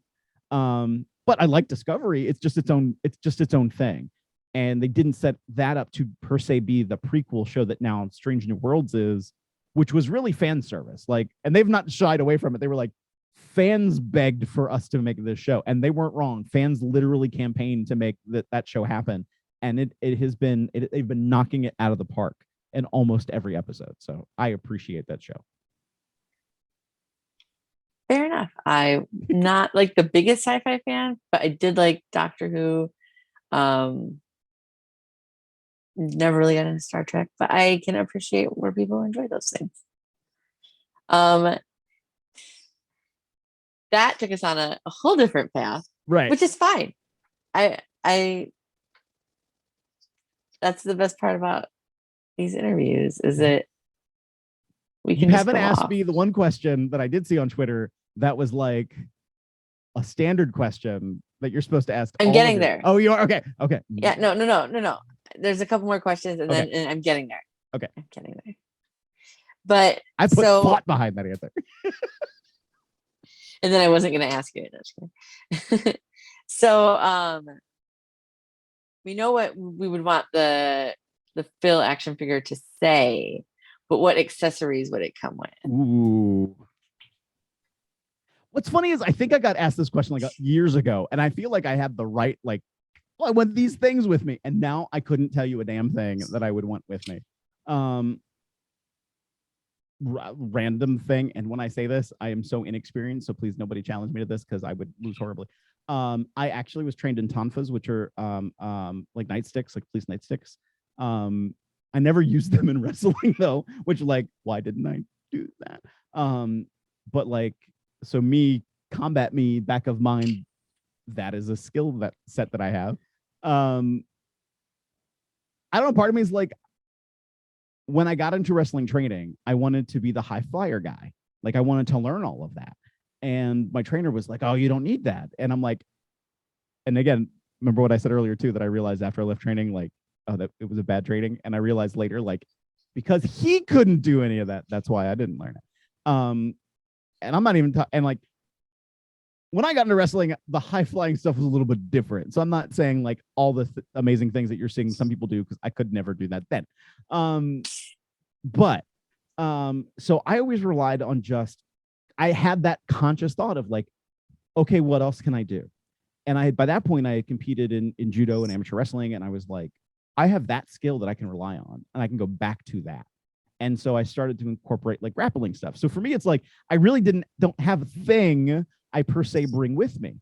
Like now I've started like Revolver, like I always come out with a hat, and typically have a coat on. And so like now I would say if you wanted manager Phil, like that would be an accessory item, the coat and the hat. Like the military style coat, the military style hat. Like now that's a part of who I am. But that hasn't always been a part of me. And then so like that's what I'm stuck on. It was like I just relied on wrestling.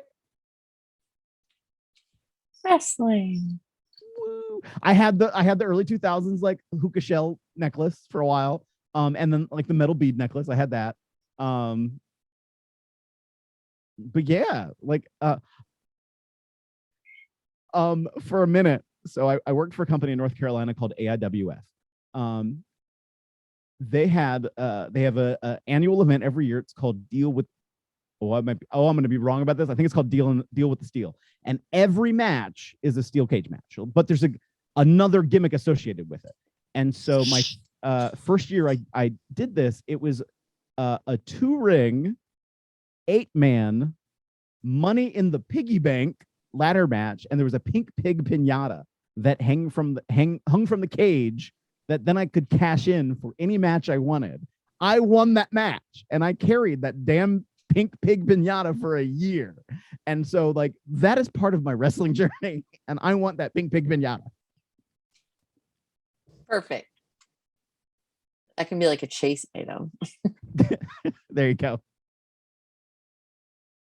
So, what is the wrestling word that you use most outside of wrestling?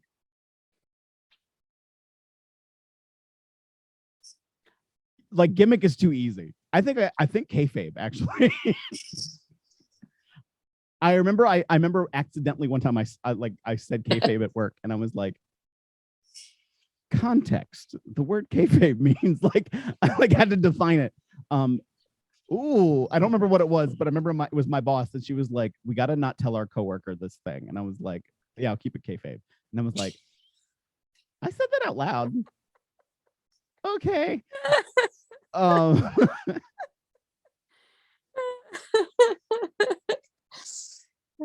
Fun. See, I love asking people that question because it usually comes with a really good story.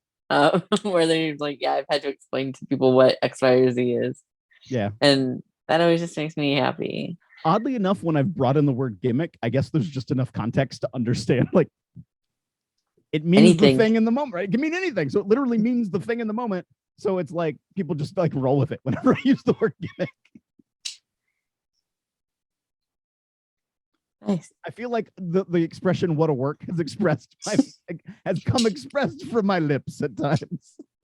Yeah, like, clearly I'm not, nor have I ever been a wrestler, but since I've been involved with my local company and all of my friends at this point are wrestlers or wrestling adjacent in some way, I have picked up on all of this, and I don't intentionally do it, but sometimes I'll ask people if they're telling me something. I was like instead of saying, "Oh, for real," I'd be like, is that a work or is that a shoot?" Like, right.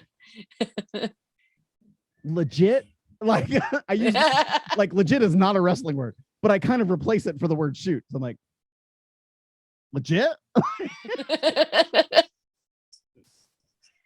Yep. It's funny how that, like, those little like bits and pieces of like that specific culture and like word set like just infiltrates every part of you. I feel like at different times I have taken on the phrases or mannerisms of different people. Like I'll like something they use, and I'll realize later, like, oh my gosh, I'm totally like replicating what they do, how they do, what they say, something. And like, it isn't until I have the conscious recognition that I'm like, I need to not do that. Or like you start saying something ironically, and then you're like, oh no, now I'm saying it unironically. For those of us who know DJ Hyde, there's a lot of mannerisms that we make fun of him for doing. But like, I will say, in my case, just specific to me, like, he would just go, "Well, Phil." And like, so there's times that like I'll literally rephrase something to myself, and I'm like, "Well, Phil."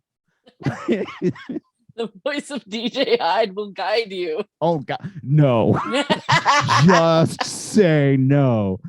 There was a promoter, and like that name is blackballed from me ever saying it near her. Like, she will not let me utter those words.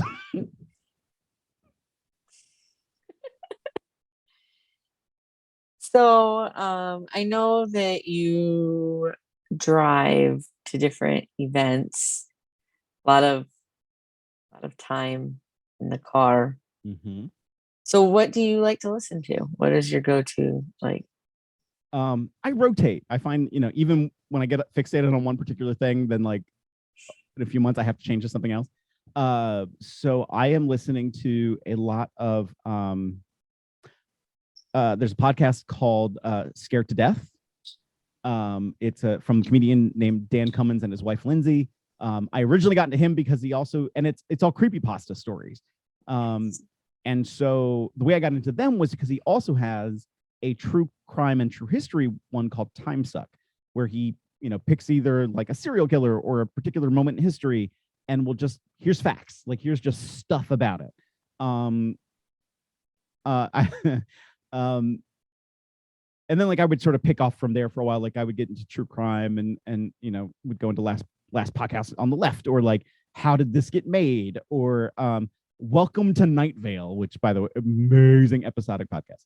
Oh my god, I feel bad. Like there's another one I'm listening to right now. I have a subscription to it, and now I can't remember the name of it. It's another creepypasta like one. So right now I think I'm on like the creepypasta kick. When I got into the true crime kick for a minute, when I had a favorite serial killer, I was like, and it wasn't even like he was my favorite serial killer. The situation around it was like, because the police really screwed up a lot, repeatedly, over and over. And I was like, this is insane. Like the circumstance of all of this is insane. And it was a part of me is like, I don't even want to say who, but like there was a serial killer in the 70s, and it's 50 years later, and like one of the victims that survived is like shamed by her family. And I'm like, she's just looking to get something out of it. I'm like, the first interview she gave after the incident was 50 years after it happened. Like she didn't like write a tell-all book. She didn't like get like a life biopic. Like she waited and didn't live in the same town. And then like finally a newspaper went to her, and 50 years afterwards, she gives an interview, 45 years maybe, gives an interview. And like her family speaks on it, was like, she's just looking for the attention. She survived a serial killer who was at the time the most prolific serial killer in the United States. Like, what? Like the randomness about this particular story. Like, and at that point I was like, I need to not be paying attention to true crime stories right now. I need mental distance. But that was just the me. Green River. No, it was Dean Corll. He was called the Candyman. Okay. Yeah. So like that, I was like, I need distance. I mean, and Dan is good about it, because it isn't just like, it is a lot of fact, but he also inserts a little bit of humor. He is a stand-up comedian. And so like another one of the serial killers he's talked about was a Russian serial killer named Andrei Chikatilo. And he makes a Andrei Chikatilo voice, and like, it kills me every time he does it. And it's like, I can't be like this, the humorness of this and the seriousness of what the person did, I'm like, shouldn't coexist in my brain right now. So like this was just a me thing. I was like, I gotta separate this out. Like, I gotta like not let this be part of my being. I'm a Andrea Chikatilo. And I'm like, no. So when you're on the road and you're driving, like I am a Snackosaurus Rex. So what are your go-to snacks? Like I love snacks. What are your like go-to snacks? And then I will judge them harshly. Probably not. Now, for context, remember I have a weird stomach. Yes. Oh, yeah. Okay. So I actually on event days I typically don't eat a lot, just because my stomach gets weird. But I love king size Reese cups. The peanut butter kills my stomach, so like I always do it. It has to be after an event before I can have them. So I would say those, even when I know they're gonna hurt me, like I still have to get them. That is probably my biggest go-to, honestly. Like every now and again, I'll grab something here or there, but like that is probably my biggest singular go-to. Good to know. You can't really, go wrong with peanut butter and chocolate. I'll be honest about it. Right. Now, okay, let's rephrase that one, because I have a lot of family that likes to cook. Like I said, my dad's one of 9 kids. and they all think they know how to make like the homemade like Easter egg, the chocolate Easter egg with peanut butter inside. And I don't know what they do to the chemical composition of the chocolate and the peanut butter, but it is, many of them make it the most foul tasting thing I've ever ate in my entire life. And I'm like, what did you do? And I don't know what they've done. But no. So I do have to disagree that it is not as easy apparently as we all feel. So I've seen like recipes for like copycat, like Reese's or whatever, and it's usually peanut butter and powdered sugar. That makes sense.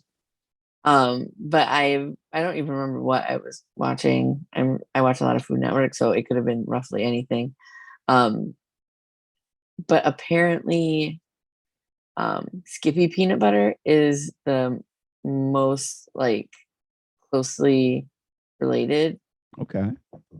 that it would make the best dupe. Huh. I don't know if it's true. I'm like, maybe I have to try. I've never experimented with it. You can go hurt your stomach all you want trying to figure this out. Don't come back to me on that. Like, that's all you. Fair. But Fair. I mean, that's just what I've been told. It's funny because like my favorite work snack, I love green grapes. Like I will buy a pack of green grapes and just like, look, that's my, actually now that I'm thinking about it, tomorrow, that's probably what I'm gonna get, because I feel like I've been munching way too much lately. So like I have to tone it down. So I gotta be munching on green grapes tomorrow. Grape day. Do you have any hidden talents? Ooh. My was like, yes, and then I'm like, I can't name a single one of them right now. None of my talents are hidden. Like, right. they're all outward talents. I am the talent. There you go. That's a phrase. Right. I mean, I mentioned this before. I've done a lot of acting work. I've done some voiceover work, and that many people don't know about. I am the voice of a phone system somewhere. I'm not going to say where, but I'm the voice of a phone system. And one day I actually answered the phones at this place, and they were, I threw everybody who called off. Like totally, like you could hear it in their voice, like they couldn't get their thoughts together. And one of them thought like they were still talking to the recording, and then another one was like, wait, hold on. Like, is it a real person every time?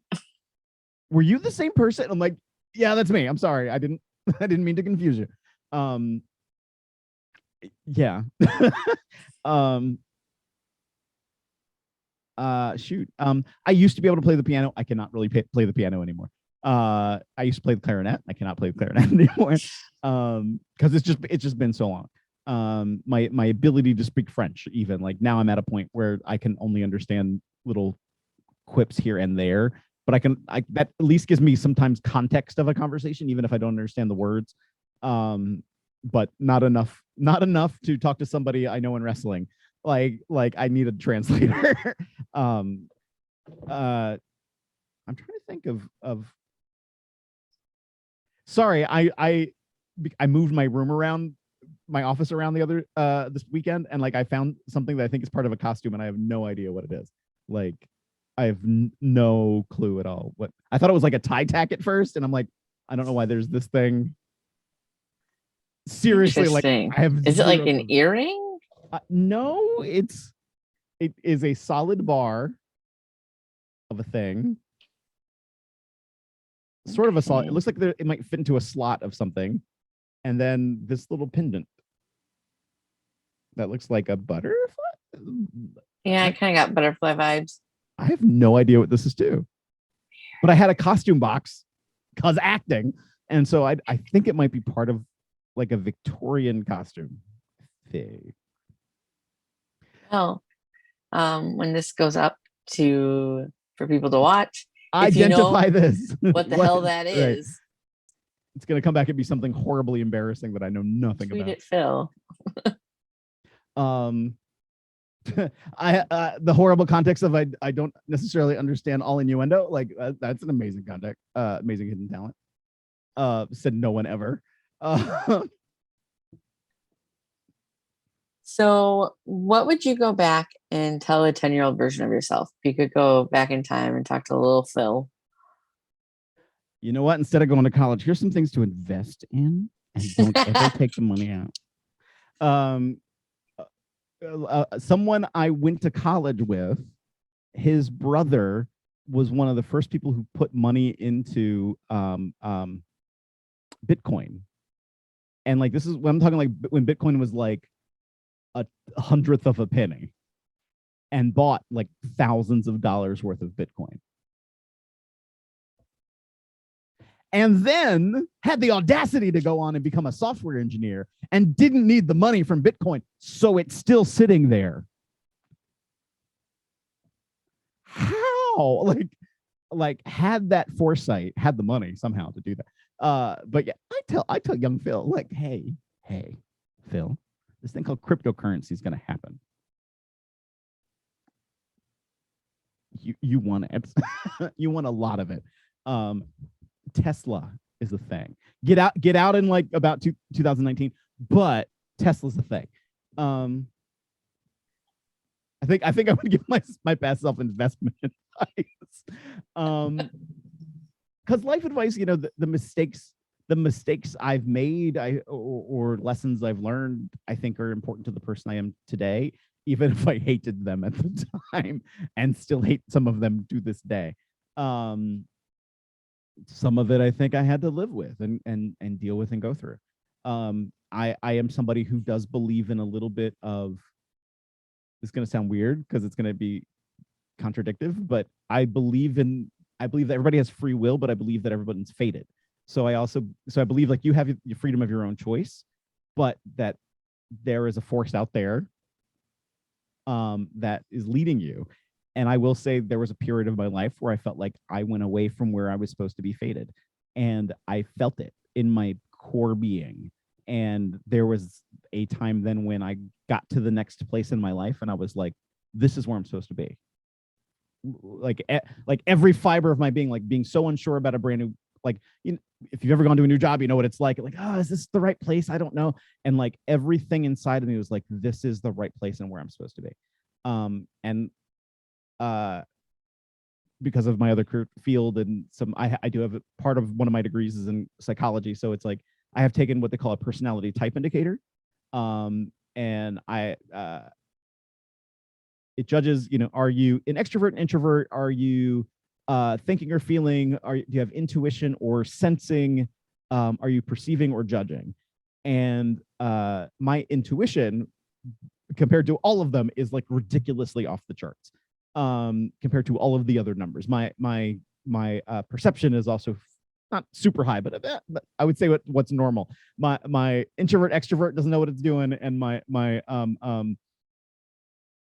sensing and thinking don't know what they're doing either. They're both like a 1 every time I've taken it, but I always get the same result, even if the questions are changed on where I rank. My E is low, my F is low, my N is like through the roof, and I never listen to my intuition. And almost every time my intuition is right. So maybe young Phil would be told, listen to your intuition. It's okay. Like if your gut is, trust your gut. Like, and what I do have in my office life, I do have staff and I do train them. And I one of the things I tell them, we talk about like security awareness and you know, safety and stuff. And one of the things I say is like, trust your gut. If you know, you're going to come to know the place you work, the place you are going to spend most of your time, you're going to know the traffic in that space. If something doesn't feel right or look right, you're probably right. Trust your instinct on that and pay attention to what it's trying to tell you, and then be observant about what's going on in your environment.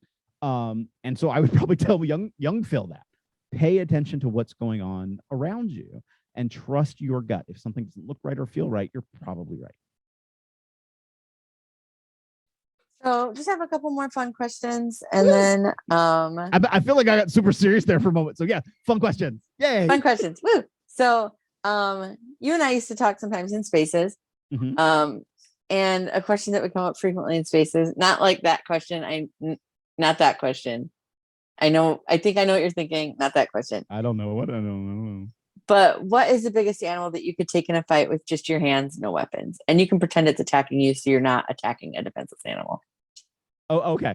I thought you wanted me to like pantomime for a second. Like, I'm gonna I mean, take if you want to, but Um, no, that's not where I was going on this. the weirdest one I thought I was gonna have to one time was a full-grown deer, like with antlers. Was at my grandparents when they retired. They built a house in the mountains, and I was up in the morning and I was going out to my car, and a deer was nearby, and I didn't see it right away, and it jumped up on its hind legs, and I was like, I'm about to punch a deer. Like, I was like, what else do you do? Like, it's gonna hit you. And I reared back, and it just dropped back to its feet and walked away. And I was like, okay. Meanwhile, my neighbors had a Northumberland dog. I think I'm probably mispronouncing it. I think it's called a Northumberland. They're the size of a small bear. Freakish, like large and very hairy, and like seemingly very friendly. Seemingly, and would come up and all nice and like sort of like smell you and check you out, and then wants to bite your friggin' hand off. Like, so like there's part of me that was like, I could take a dog. No, there's some dogs. No, you could take a specific breed of dog. right. Certain dogs, but that dog, no. So I can't. I honestly can't say I'd be able to fight all dogs. I can't fight all dogs. Maybe like a Bichon. Right. So this is a question that always comes from our VIP Vic, who always asks, and so I specifically stated that I've actually incorporated it into my questions for the recorded interviews that we do, because he always asks that. Vic is a wonderful supporter of the Bald Monkeys and independent wrestling, and I super appreciate having him in our chats. And he always asks this. I'm going to, intern, ask this to you. Mm-hmm. Who has the best gear of all time? So, of course, it's me, so I have to give a complicated answer.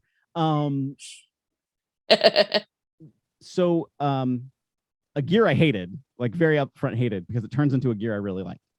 When Jeff Jarrett had like the one long leg tights and then the other leg, I think, just had trunks, I thought it was a horrible look. I didn't like it.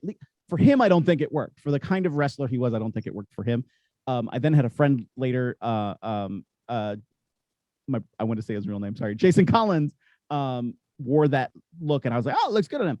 Will Ospreay did that look, but his was like one full leg, and then the other leg was like, I think, more like biker singlet length, and it had like flat, like a design on it, and then flags came off of it, and so it was like flags from all the different countries that he had wrestled in as part of the design, and I was like, this is friggin' cool. And it made me think of about 15 years ago, Alex Shelley used to have this pair of gear that had like the American flag is incorporated as part of the design. And I was like, to me, that was like the next evolution was this Will Ospreay version. And Will also had another variant of that design, but was like a Spider-Man print. And I was like, that was really cool. And yes, I'm a Spider-Man fan, so it's like, that helps too. And like Trey Miguel right now is crushing it with his gear. I'm a bit of a gearhead. I'm like, this stuff looks really friggin' cool. But like, I think of somebody like a Carver of Cutter's Alley. And Val, you and I have had some conversations about Carver, and you know, I will freely admit I'm a little bit of a Carver stan. Like, I'm okay with that, because the look at Carver, just look, and the emotion you get right away, and the feeling you get right away, is so pervasive, and it's like it strikes the right chord. It fits what he's doing. Like, to me, like, that is just as important as everything else that happens in wrestling. And when I start to think of other people's gear, it's like, if I just saw them in a ring without any context or understanding of who they were, do I get it?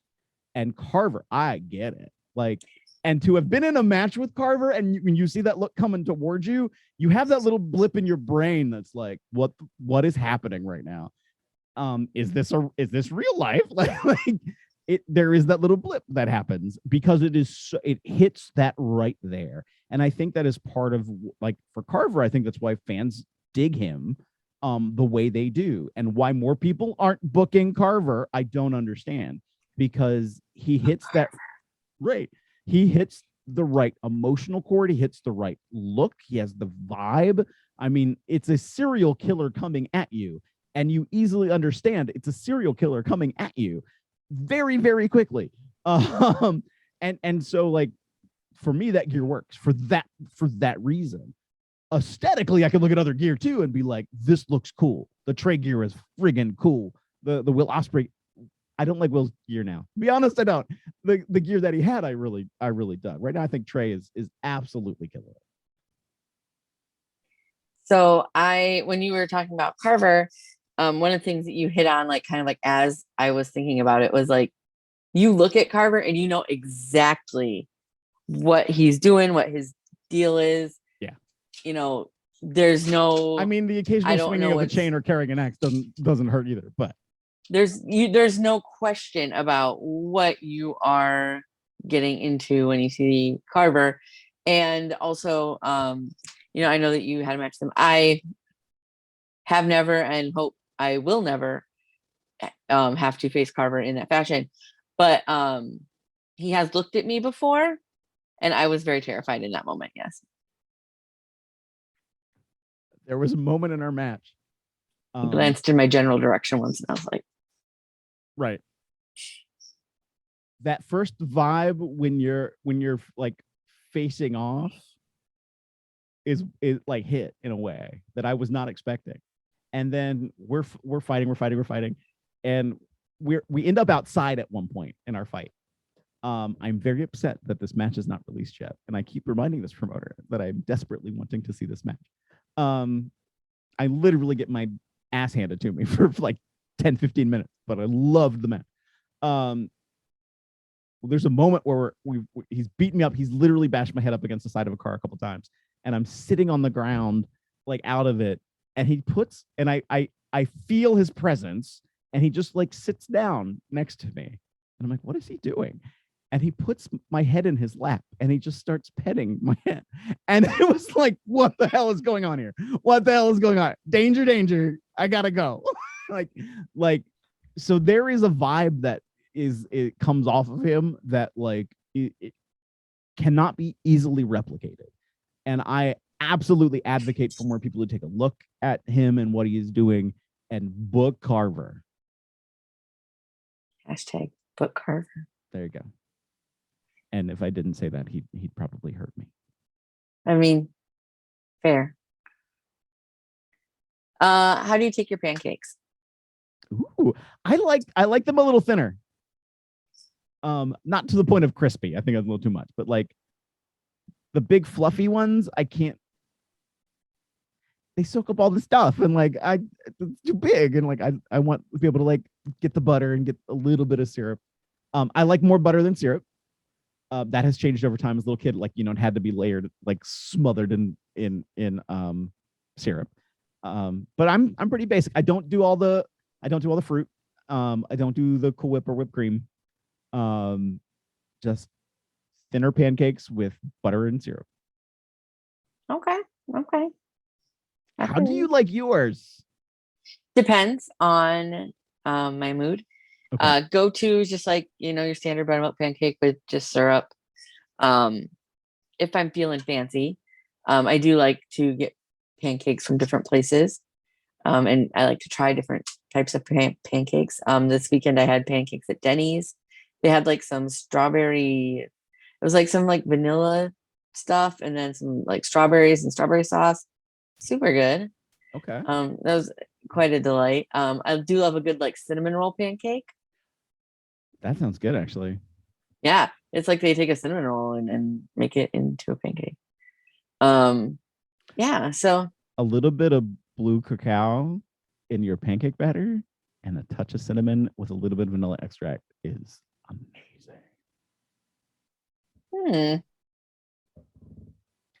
For someone who doesn't drink that much, I cook with a lot of alcohol. Like, I don't drink it all.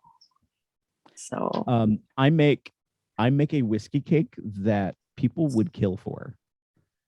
And it gets, when I make it for my office,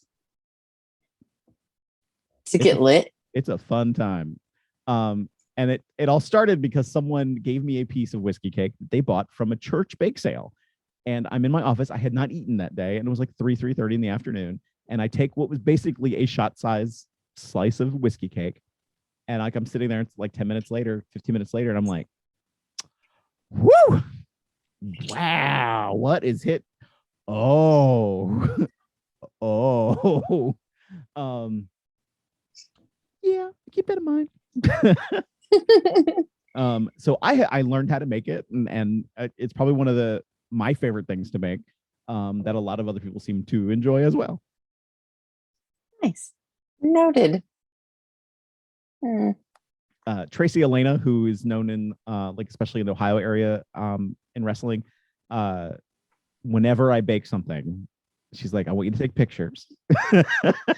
So she has seen like my red velvet bourbon chocolate chip cookies.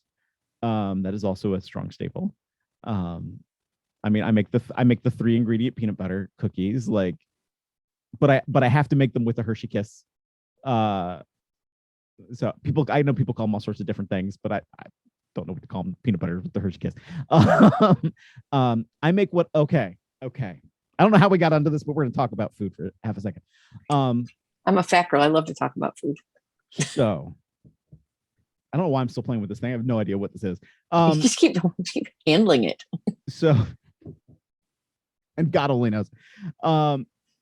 So as a kid, my grandmother, she was my mother's mother, was from the South, but she was what I would call like, she was the refined Southern lady. So she would just sit there and she would be kind and patient.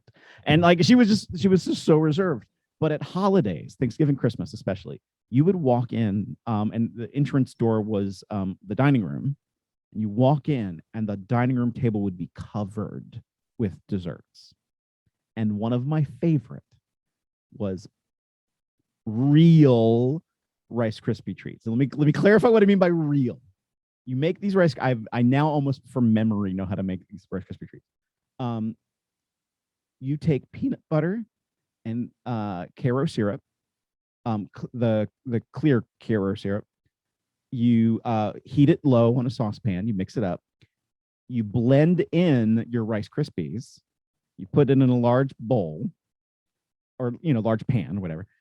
Then you take in a double boiler a bag of chocolate chips and about a third of a bag of butterscotch chips, melt them all together, and then layer that on top of the Rice Krispie treats. So these, I've heard people call them butterscotch, like Scotties, I think I've heard them call it. So I'm in the Midwest and we call those a Scotcheroo here. Okay. That's what I grew up knowing as a Rice Krispie treat. Oh. I was like 18 years old the first time I saw one in the wild.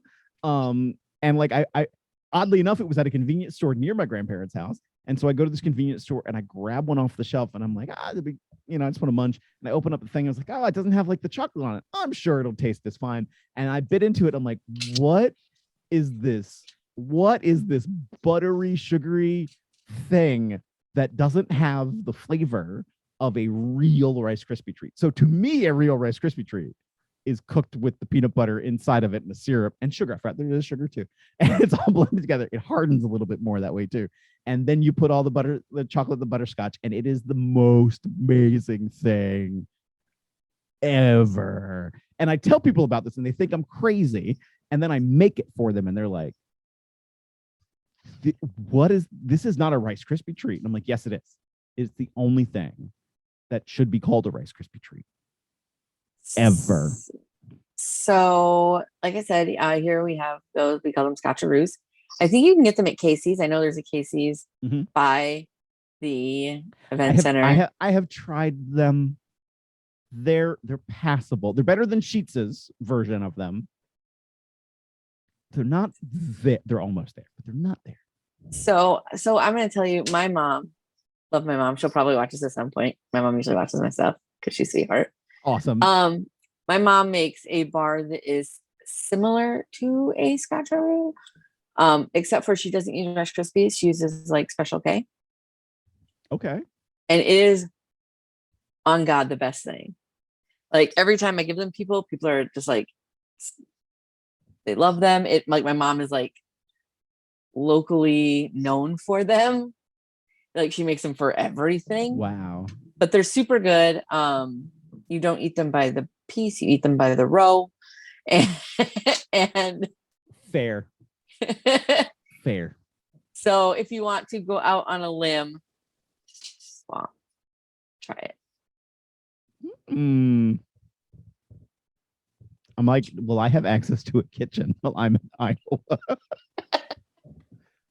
But then that means I'm gonna have to cook for everybody. I'm not doing that. No, just me and you. Okay. Everyone else can suck it.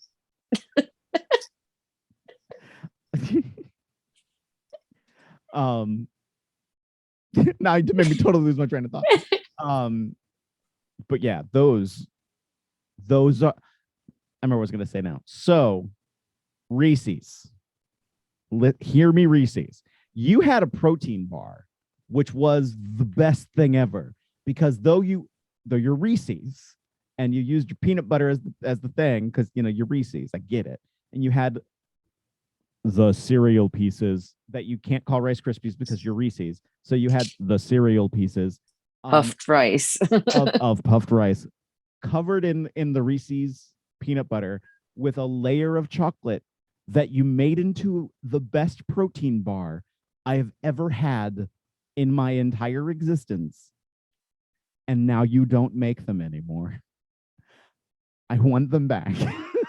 I am begging. Because of my weird stomach stuff, I can't stay on the protein I'm currently taking. So I'm also because of my weird stomach stuff, I'm also horribly protein deficient. So I have to take protein. I can't take any more of the protein I'm having, and I really want better tasting protein stuff. Protein stuff tastes just fucking terrible. Right. Like every now and again, I get like a good one, and then of course I can never remember its name or find it again. So, but like, I want that back, Reese's. Please. It's really good because they were like scotcheroos. So I'm gonna take you on like a little journey. So like just come on the journey with me. I know that you will. So I'm here with imagine that you're at the store and you're hungry people. and you're looking for something sweet and you're like swinging down the aisles and you go down the cookie aisle and you're like, who doesn't love cookies? And so you're looking at all the cookies and you don't want chocolate chip or peanut butter or oatmeal raisin. You want America's favorite cookie, which is the Oreo. So you go to the section with all the Oreos.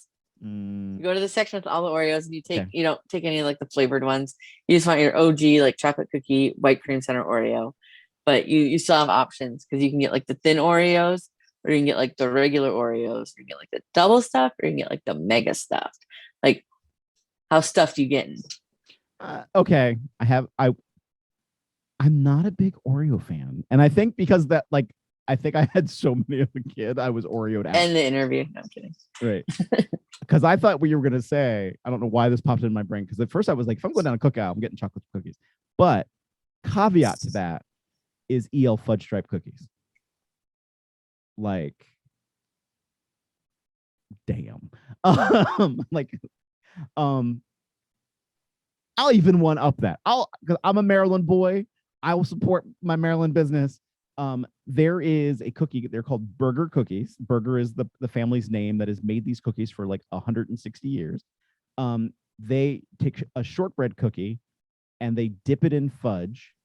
And so it is just this amazing fudge shortbread cookie. And I think I don't want to say the wrong name. There is a large brand name company that tried to steal their recipe that is actively selling a version of their own of this cookie, and it doesn't touch it. So a burger cookie, and I'm holding my hand like this because they are big, like shortbread dipped in fudge cookie. Like there are bells ringing. Those are amazing. I do go double stuff. Because let's face it, even if I had two regular Oreo cookies, I'm taking off the ends of two of them. I will eat them, and then I will blend it together and make one giant little Oreo. So it might as well be a double stuff. But if I get a double stuff, I have to make it a double stuff. If it's a mega stuff, okay, I'm fine.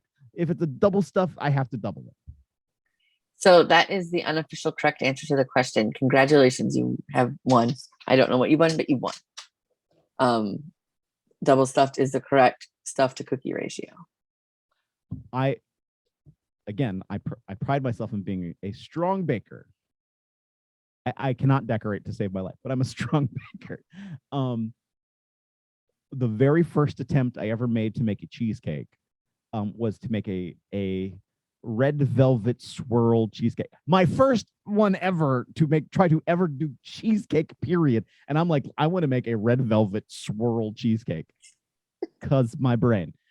And the crust is made of Oreo cookies, not just crumbled, not just the cookie crust, the cookie layer of the Oreo. Yeah, like the crushed cookie.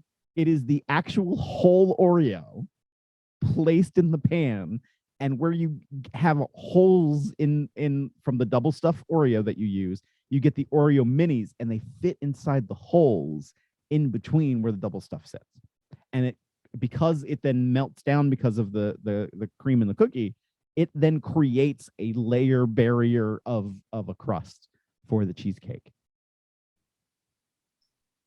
Oh, damn. Like, I will say that is a strong crust. Like, that sounds hefty. I failed miserably at the cheesecake part the first two times I tried, but the crust I got pretty on. I mean, except for the fact that it was like a brick. It was pretty on. So what do you have coming up? What do you want to promote? Promote upcoming shows, Twitter, Instagram, Facebook, Twitch, OnlyFans, TikTok, merch, whatever you have. I want to hear it all. So you can follow me on all social media except OnlyFans. I do not have an OnlyFans at Trust in Phil. So that's Facebook, Instagram, TikTok, Twitter, YouTube, Twitch, Snapchat. I feel like I'm forgetting something. At Trust in Phil. I'm not knocking OnlyFans. I'm just saying I don't have an OnlyFans. So follow me any of those on social media. Trust in Phil. You can also find me this coming Saturday, July 9th at Wrestling Revolver. That's at Horizon Event Center in Clive, Iowa. It's really Des Moines. We want you there. We want you there. You can also watch live on Fight. Also, because I am the president of wrestling. So also this Saturday is MCW Pro Wrestling in Harvard Grace, Maryland at the State Theater at the same time. I'm at Wrestling Revolver. Come to Wrestling Revolver. We want to see you out in Iowa. But if you're in Maryland, I understand. MCW Pro Wrestling at Harvard Grace. I'm looking at my calendar because I will forget stuff if I don't actually look at it. And I have an event on here that got canceled. Other event that you know who you are. So you're making me stay in Iowa a day longer than I thought I was going to be. Anyway, sorry, love you. Then on the 23rd is one of the most prestigious tournaments in professional wrestling, especially in independent wrestling. It's MCW Pro Wrestling's Shamrock Cup. And we're returning to our original home, the MCW Arena, or the RJ Meyer Arena, in Joppa, Maryland. It's 1000 Joppa Farm Road in Joppa, Maryland. I have memorized this address because it's so easy to memorize. 1000 Joppa Farm Road in Joppa, Maryland, MCW Pro Wrestling, the Shane Shamrock Memorial Cup Tournament. So many people that you are going to know are in it. Please make sure you check it out, mcwprowrestling.com.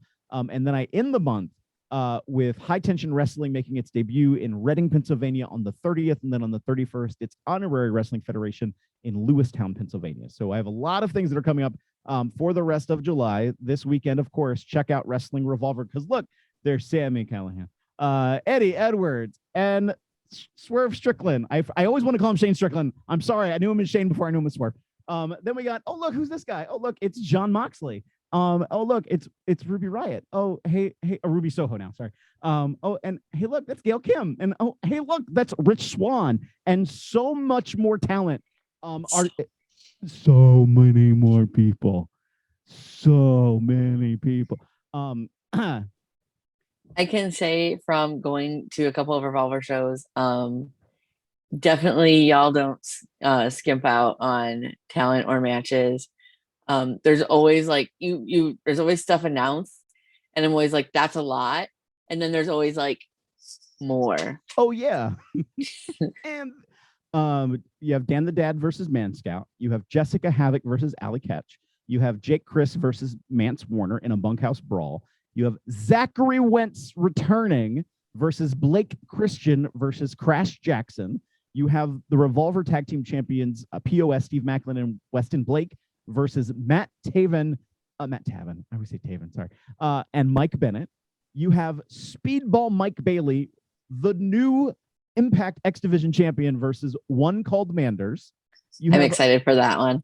I knew you would be. I saw you grinning as I was about to say. Ruby Soho versus Billy Starks. And like this was for real. Like in one of the like most touching moments I've ever seen in pro wrestling. Like we had Roby. I was trying to say Ruby and Soho at the same time.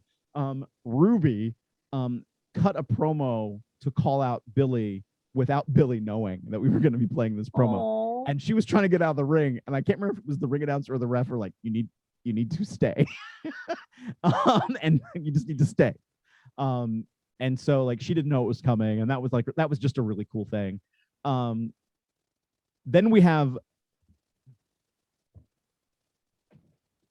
John Moxley and Sammy Callahan versus Davey Richards and Eddie Edwards. So the reunion of the Switchblades against the Wolves. Then you have, the match that, might be a little important to me as, the unit, the two-time Revolver World Champion, JT Dunn, along with Infrared, Tyler Matrix, and Logan James. I will be bringing them out to the ring. I will be with them at ringside for the Cage of Horrors match as they take on the crew of Swerve Strickland, Rich Swann, and Matthew Palmer. If Matthew Palmer doesn't make it out of Texas, I'm totally fine. I hate Matthew Palmer. I really like. Have you ever seen the movie Clue, by the way? Like, that's one of my favorite movies, yes. Clue is my favorite movie of all time. And like there's a scene with Mrs. White, totally ad-lib scene where she's like, flames on the side of my face, heating breath, seething, burning. Like that is Matthew Palmer in my brain every time I see him. And now he's a monster hunter. I think I have the same cloak in my costume bag. I'm just saying. Dusty wig, Matthew Palmer. Maybe he can make use of your thingy that you found.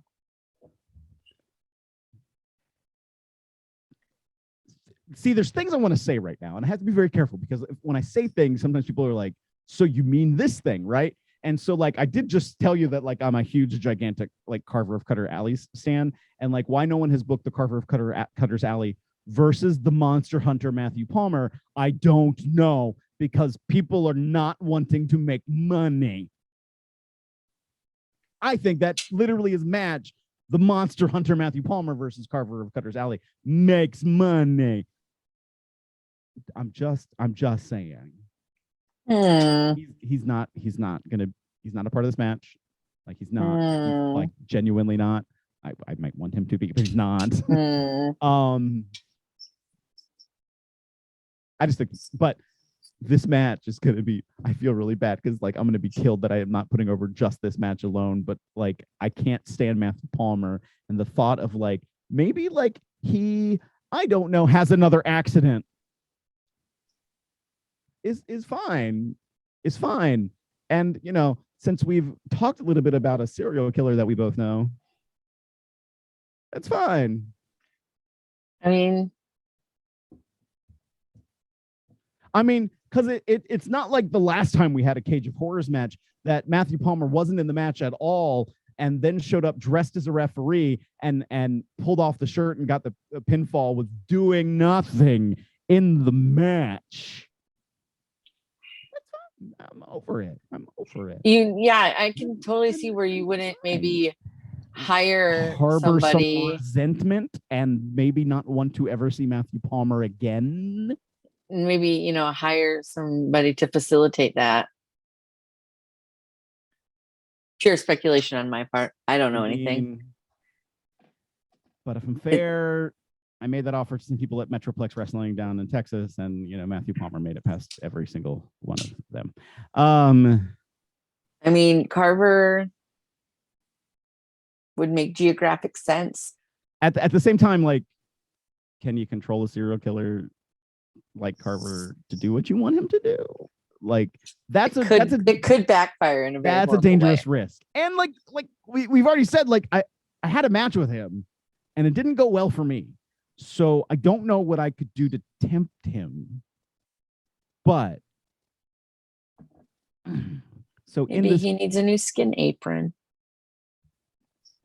made of red velvet. Hmm. So in this Cage of Horrors match, the real main event of Revolver's I don't know event called Cage of Horrors, not listed like number 2, like Sammy Callahan has put it on the website. The Cage of Horrors match between Swerve Strickland, Rich Swann, and Monster Hunter Matthew Palmer versus the Unit, the 2-time Revolver World Champion JT Dunn, and Infrared of Tyler Matrix and Logan James, with me at their side, at ringside, watching this match in person, and the mayhem that's going to occur in front of this entire crowd this coming Saturday is going to be every dream I want realized in professional wrestling, all rolled up into one match called Cage of Horrors. And it's going to be a nightmare for the crew, and I hope a reoccurring nightmare for Sammy Callahan as he cries himself to sleep when he realizes that the Unit has yet dominated another match that he tried to pull a rug out from under us on. Because we have been the dominating force in Wrestling Revolver, and we will continue to be, because this is the era of the Unit. And on that, you can trust in Phil. And on that note, thank you everybody for watching tonight. Definitely thank you so much, Phil, for hanging out with me and spending your evening talking with me about wrestling and nerdy stuff and food, all of my favorite things. Thank you so much for hanging out with me. Thank you everybody once again for watching. Be sure to follow Phil everywhere at Trust in Phil. He's still working on that OnlyFans, but we'll get there. And be sure to tune in next week. I will have another interview ready. I don't know who at this time, but I know that I'll have one. I promise. Thank you, everybody. And certainly thank you, Phil.